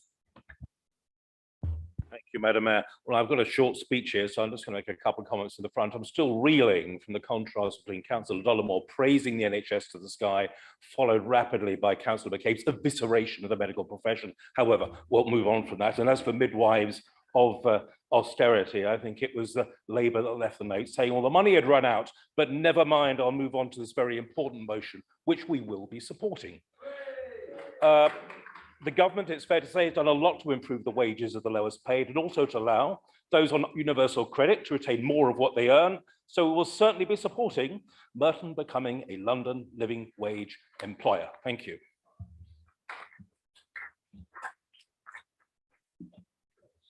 Thank you very much. If there are no further speakers, Councillor McGrath, do you wish to use your right of reply? Yes, please. Thank you, Madam.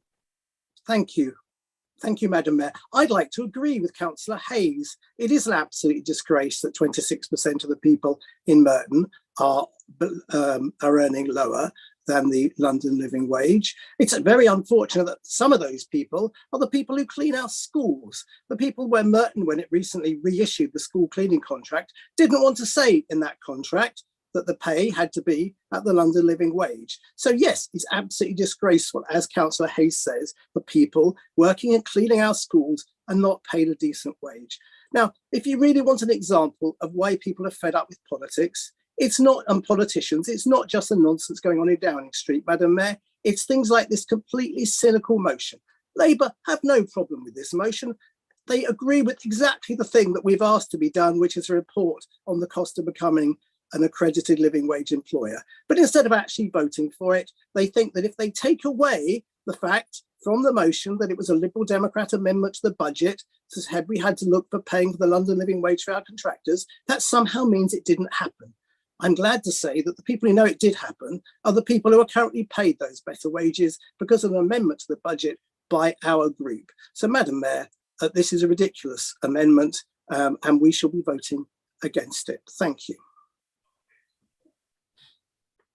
Thank you.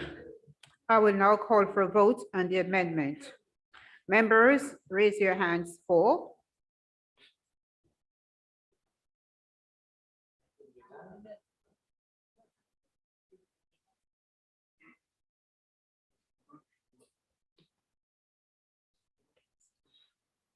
Against?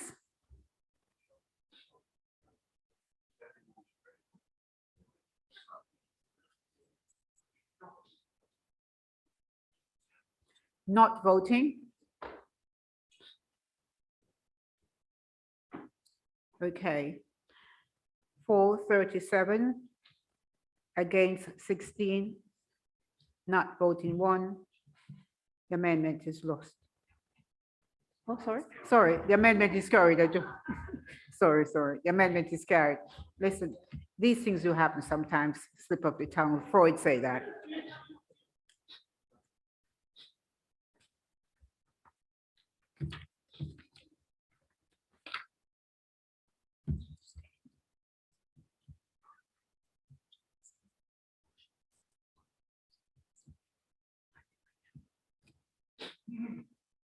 Okay, the amendment is carried. I now call for a vote. All right, thank you.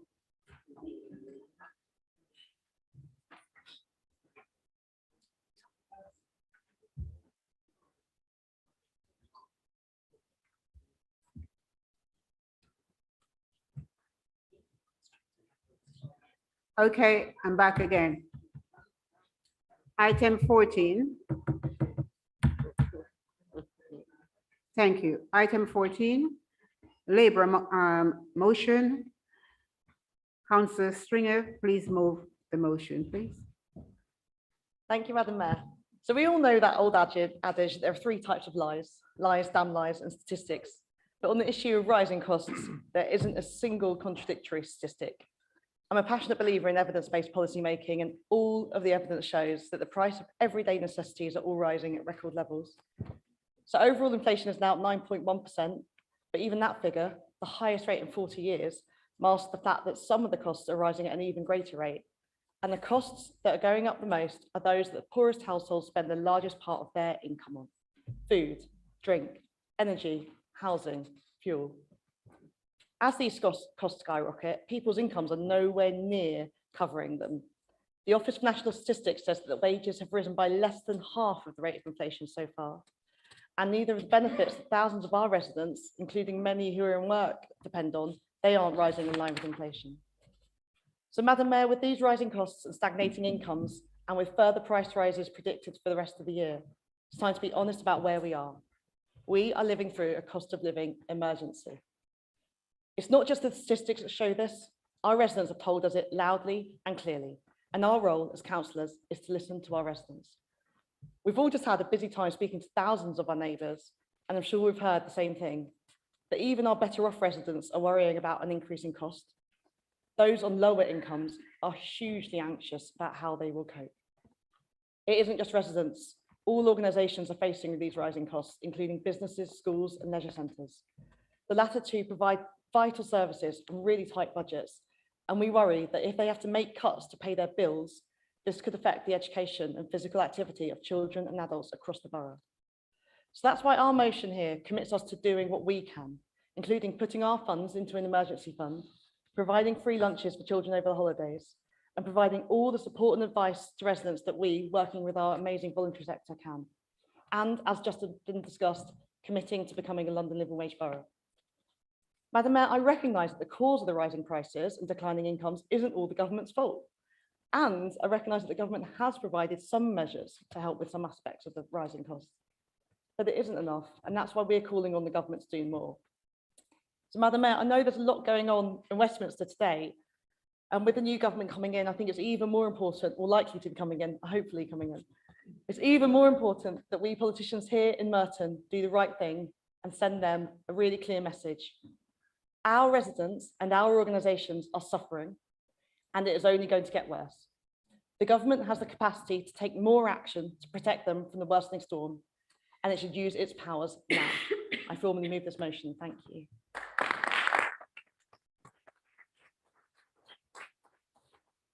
Thank you. This has been seconded by Councillor Kawisa.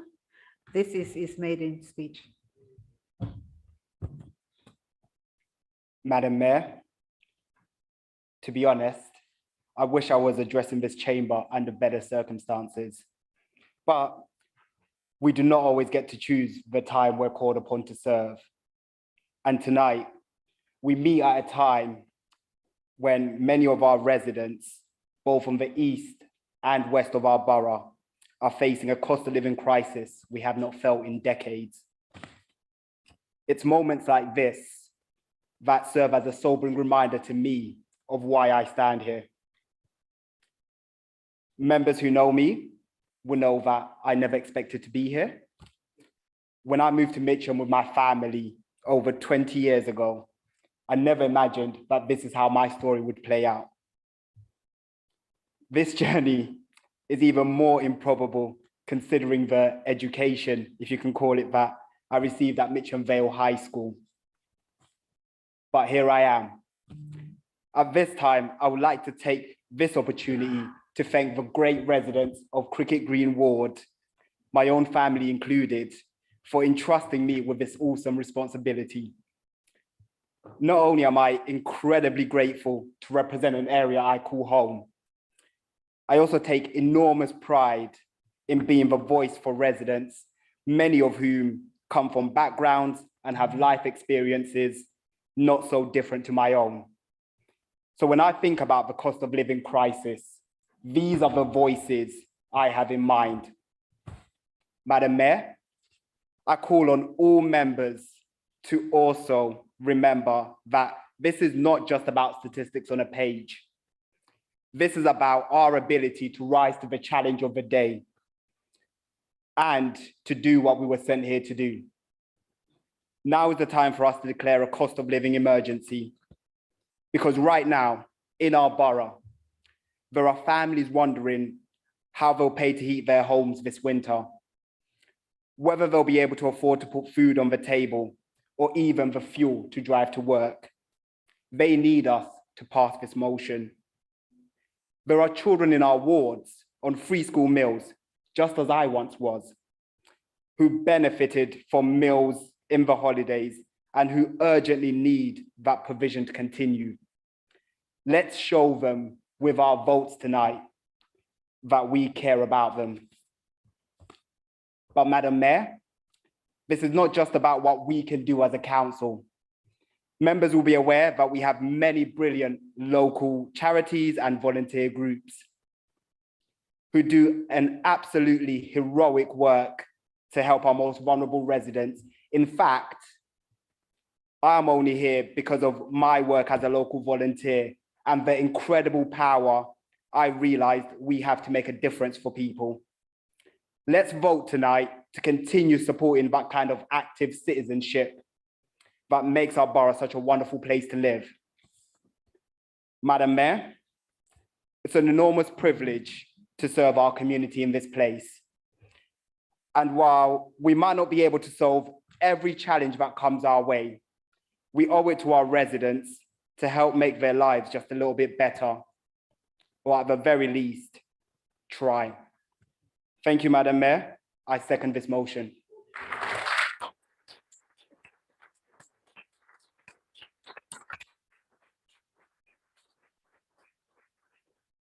Thank you. We have two amendments which we will take in the order they were submitted, starting with the Lib Democrat amendment. Councillor Freckhoff. Thank you, Madam Mayor. And I thought I'd first turn to the Conservative amendment very briefly. We shan't be supporting the Conservative amendment. The first part about the Household Support Fund is factually incorrect. The second part seems to bring in the Conservatives' local election campaign, unfortunately rather nasty, brutish and short campaign to boost drivers in their various forms.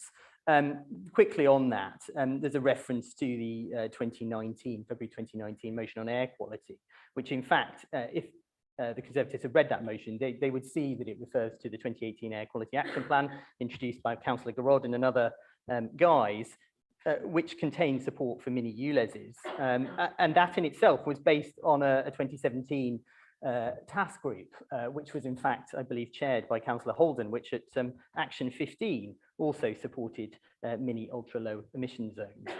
This isn't the first time that Councillor Holden has supported ULEZ.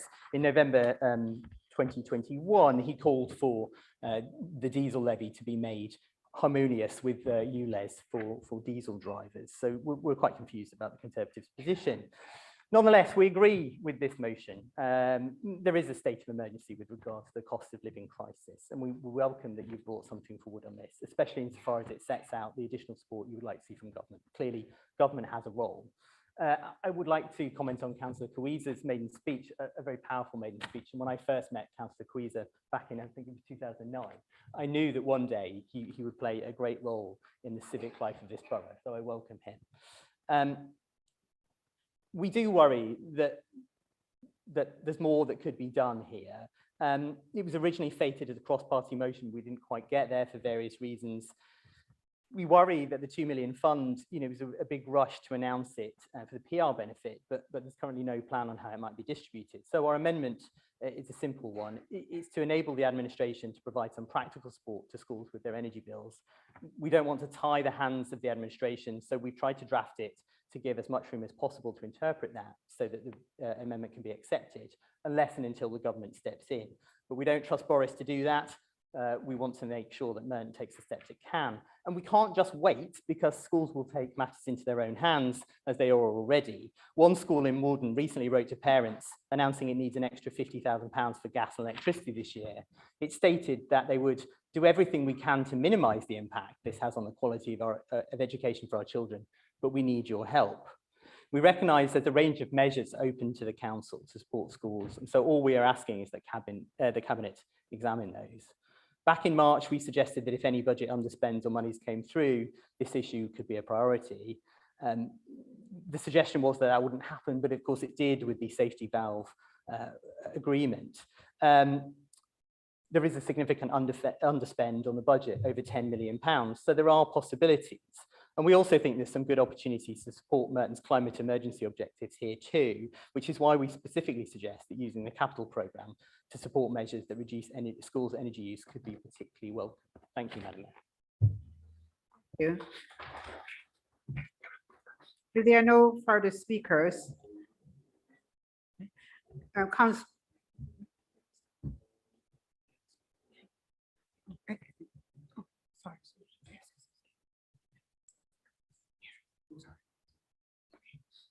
The amendment is being seconded by Councillor Kohler. I formally second it and reserve my right, if I may. Thank you. If there are no further speakers, could councillors?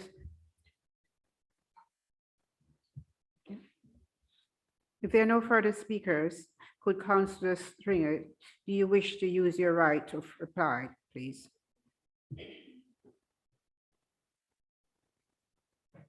On the amendment, sorry, on the amendment. Can I reserve my right to reply on both amendments? Oh, no, I'll talk. Can I speak on both amendments? As in one now and then one after the second one's heard? Thank you. Sorry, apologies, Madam Mayor. So thank you very much, Councillor Fairclough, for your speech and for your support for the content of what we're trying to do here. And I'm really glad that we can work together and recognise some things that are beyond party politics, and that is our residents having to make, as Councillor Quisa put in his really powerful maiden speech, with really difficult choices.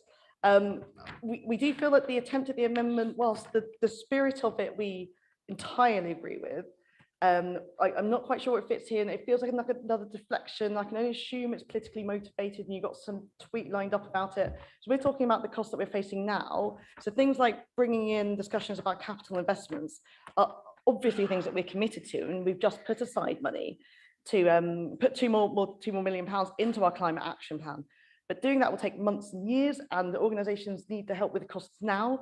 And it's inappropriate to say that the local authority is going to kind of step in and pay those energy bills for each individual school. We can't pay an extra, we don't have the funds to pay an extra 50 grand per school. So while we aren't accepting the amendment, the motion is about what we and the government should do to help residents and organisations as soon as possible. But we do recognise the importance of investing in our schools. So it's not a dismissal of the spirit, but we won't be supporting it at this time. Thank you.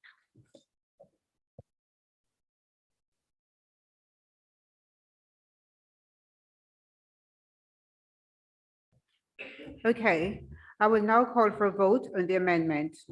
Members, raise your hands for.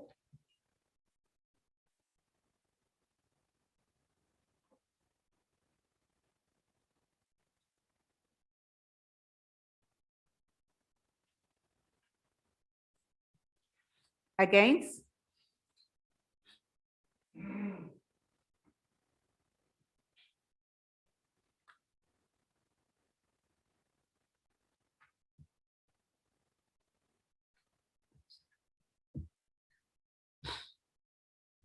For 24, against 29, not voting 1. The amendment is lost.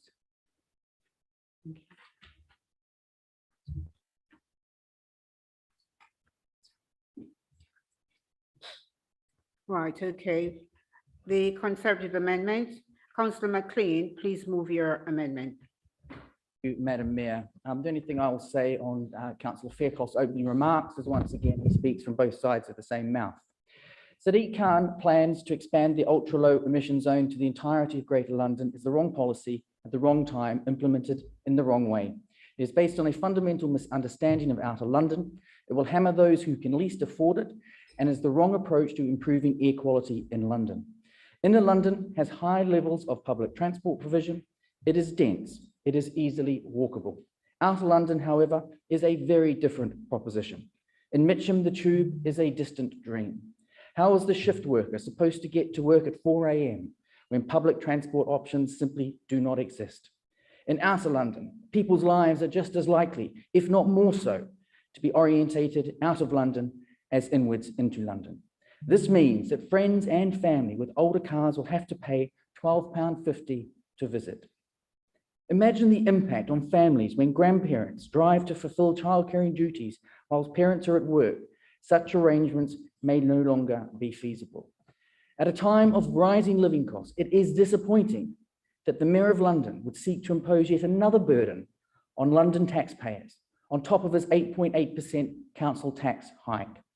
Those with non-compliant vehicles would find themselves paying £12.50 per day to drive in London. If you need to drive every day, you would spend over £4,500 per year. Madam Mayor, ONS statistics show that 60% of London households earning between £23,192 and £29,546 own a vehicle, in direct contradiction to the written answer given by the council earlier. How could anyone in this chamber possibly suggest that this level of household income qualifies as being wealthy? A £12.50 daily charge is the last thing our fellow Merton residents need.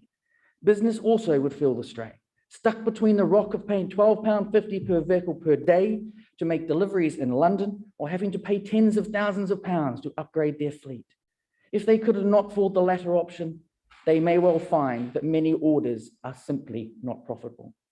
Sadiq Khan's policy will have a direct negative impact on their ability to do business in London. Finally, the policy of expanding the ULEZ is itself the wrong way to approach London's air quality problem. The Mayor has set aside almost £400 million for projects to deal with air quality, for which ULEZ expansion will be the big ticket item. If you had this amount to spend on air quality, why would you choose to spend it on a gigantic camera network, which will require very high ongoing maintenance and operation costs, and which will inevitably become obsolete within a few years? The London Mayor is spending almost £400 million on a gigantic stick. Imagine the size of the carrot we could buy for that amount. He could be using this money to green the bus fleet or increase the amount of electric vehicle charging points in London. He could even just sink the whole lot into a big scrappage scheme. Instead, he is choosing the cameras. He should be doing all he can to boost London's recovery by supporting residents and businesses. Instead, he wants to saddle Londoners with yet more taxes. These plans absolutely must be opposed. We as a council must stand up for the poorest in society and say no to this expansion. So councillors, I urge you to support our amendment, and I move this amendment. Thank you. Thank you. The amendment is being seconded by Councillor Howard. Thank you, Madam Mayor. This motion rightly points out the international backdrop to the rise in inflation and cost of living emergency, and especially the heinous actions of Vladimir Putin, which this chamber has rightly condemned on other occasions. And indeed, the motion correctly highlights the good work that the council and the officers have done to support residents. Now, we have put forward this amendment tonight to put the council on the side of our residents.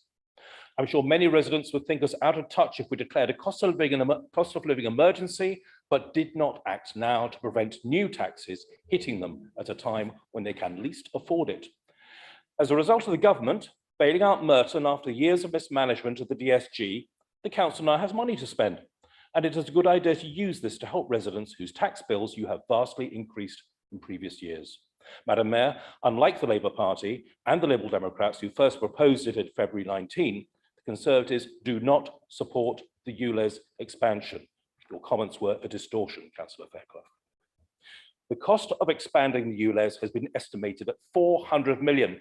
Does anyone in this chamber really believe that this is the best use of this vast sum of Londoners' money, especially now?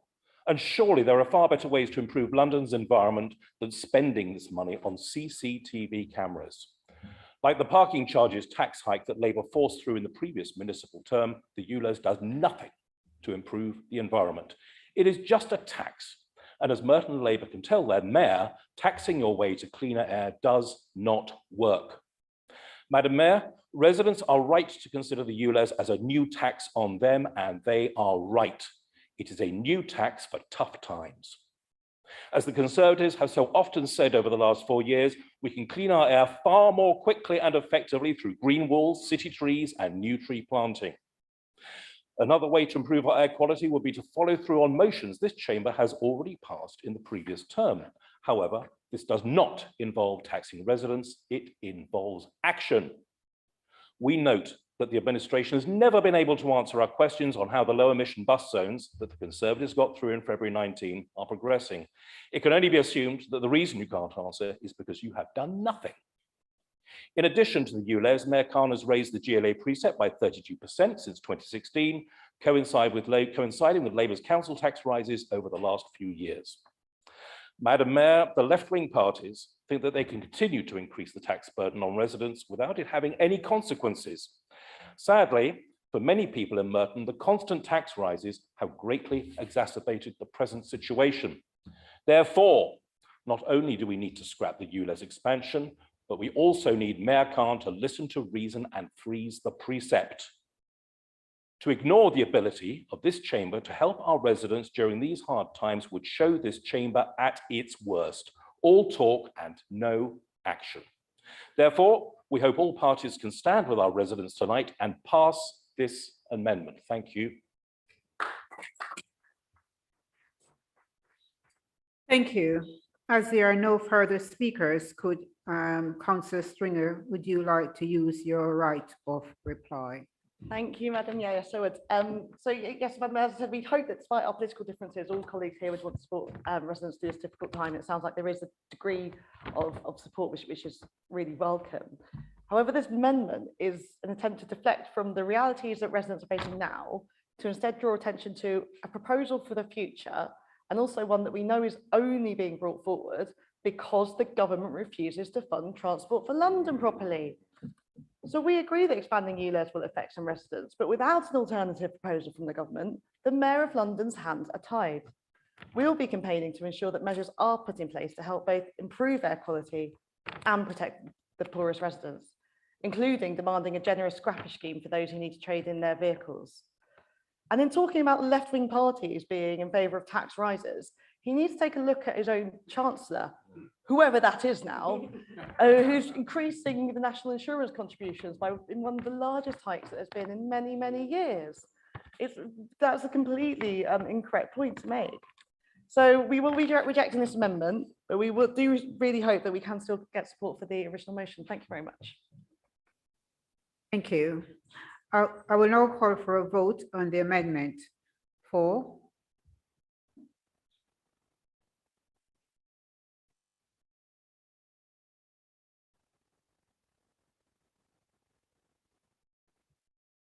against,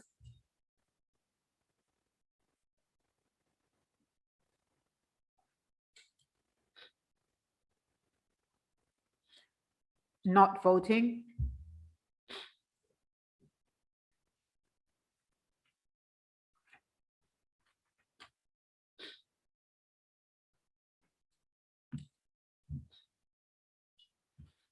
okay, for 8, against 29, not voting 17, the amendment is lost.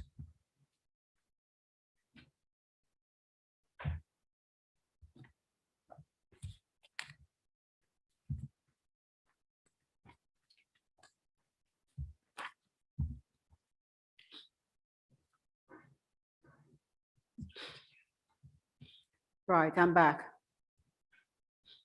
The amendments were lost. I now call for a vote on the original motion.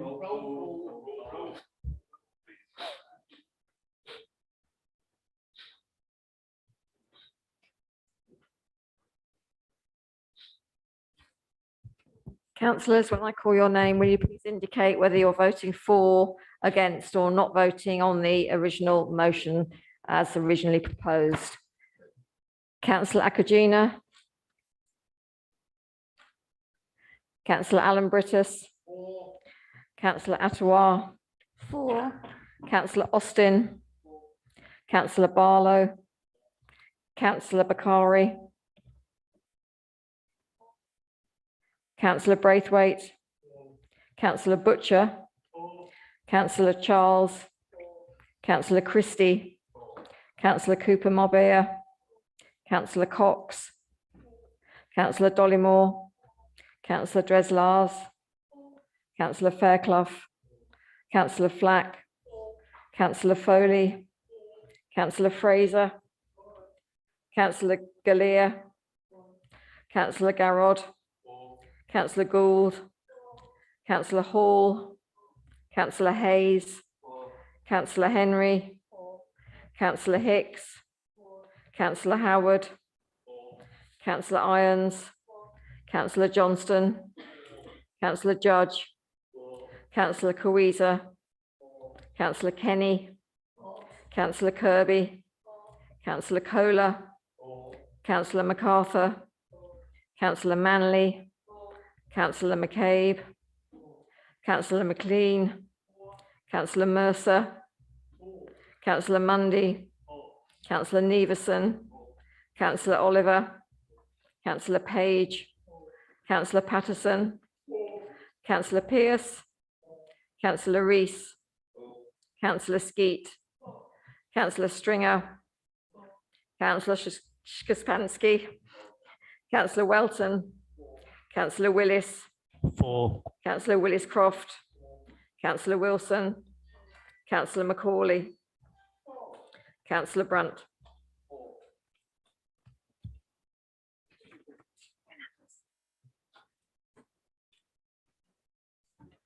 Right, everyone. Ready for the report? It's unanimous.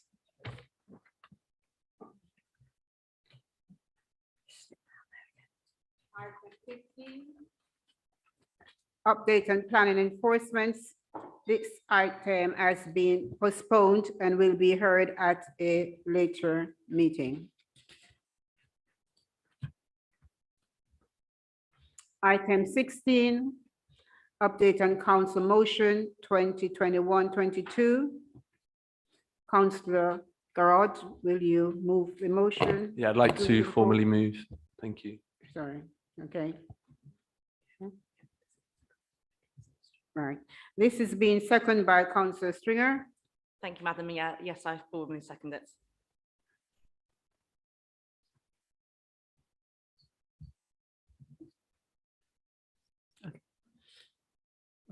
Okay, if there are no further speakers, could Councillor Guards go? Do you wish to use your right of reply? No, Madam Mayor. Is the report agreed? Agreed.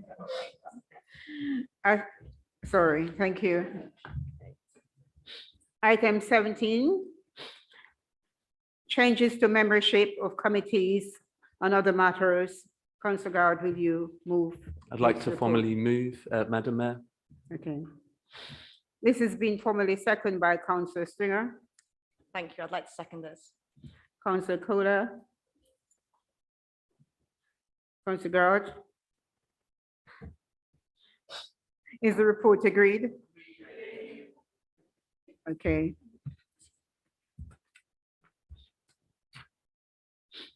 Item 18, petitions. Councillor Gerard, will you move the report? I'd like to formally move. This is being formally seconded by Councillor Stringer. Thank you. I'd like to second this.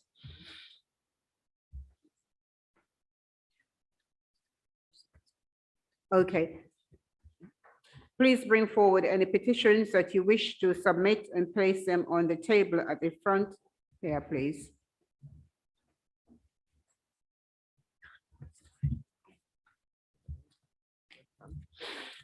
Item 19, business for the next ordinary meeting of council.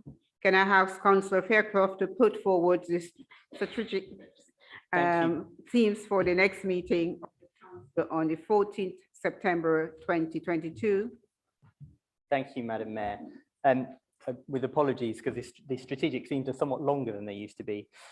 Our choice is work to make Merton a fairer, more equal borough and support those on lower incomes by tackling poverty and fighting for quality affordable housing with a particular focus on housing, homelessness and support for renters, both in the private rented and social housing sector. Thank you. Thank you. With no further business, I declare this meeting of the council closed, and thank you very much, and thank you for your support, and thank you for listening.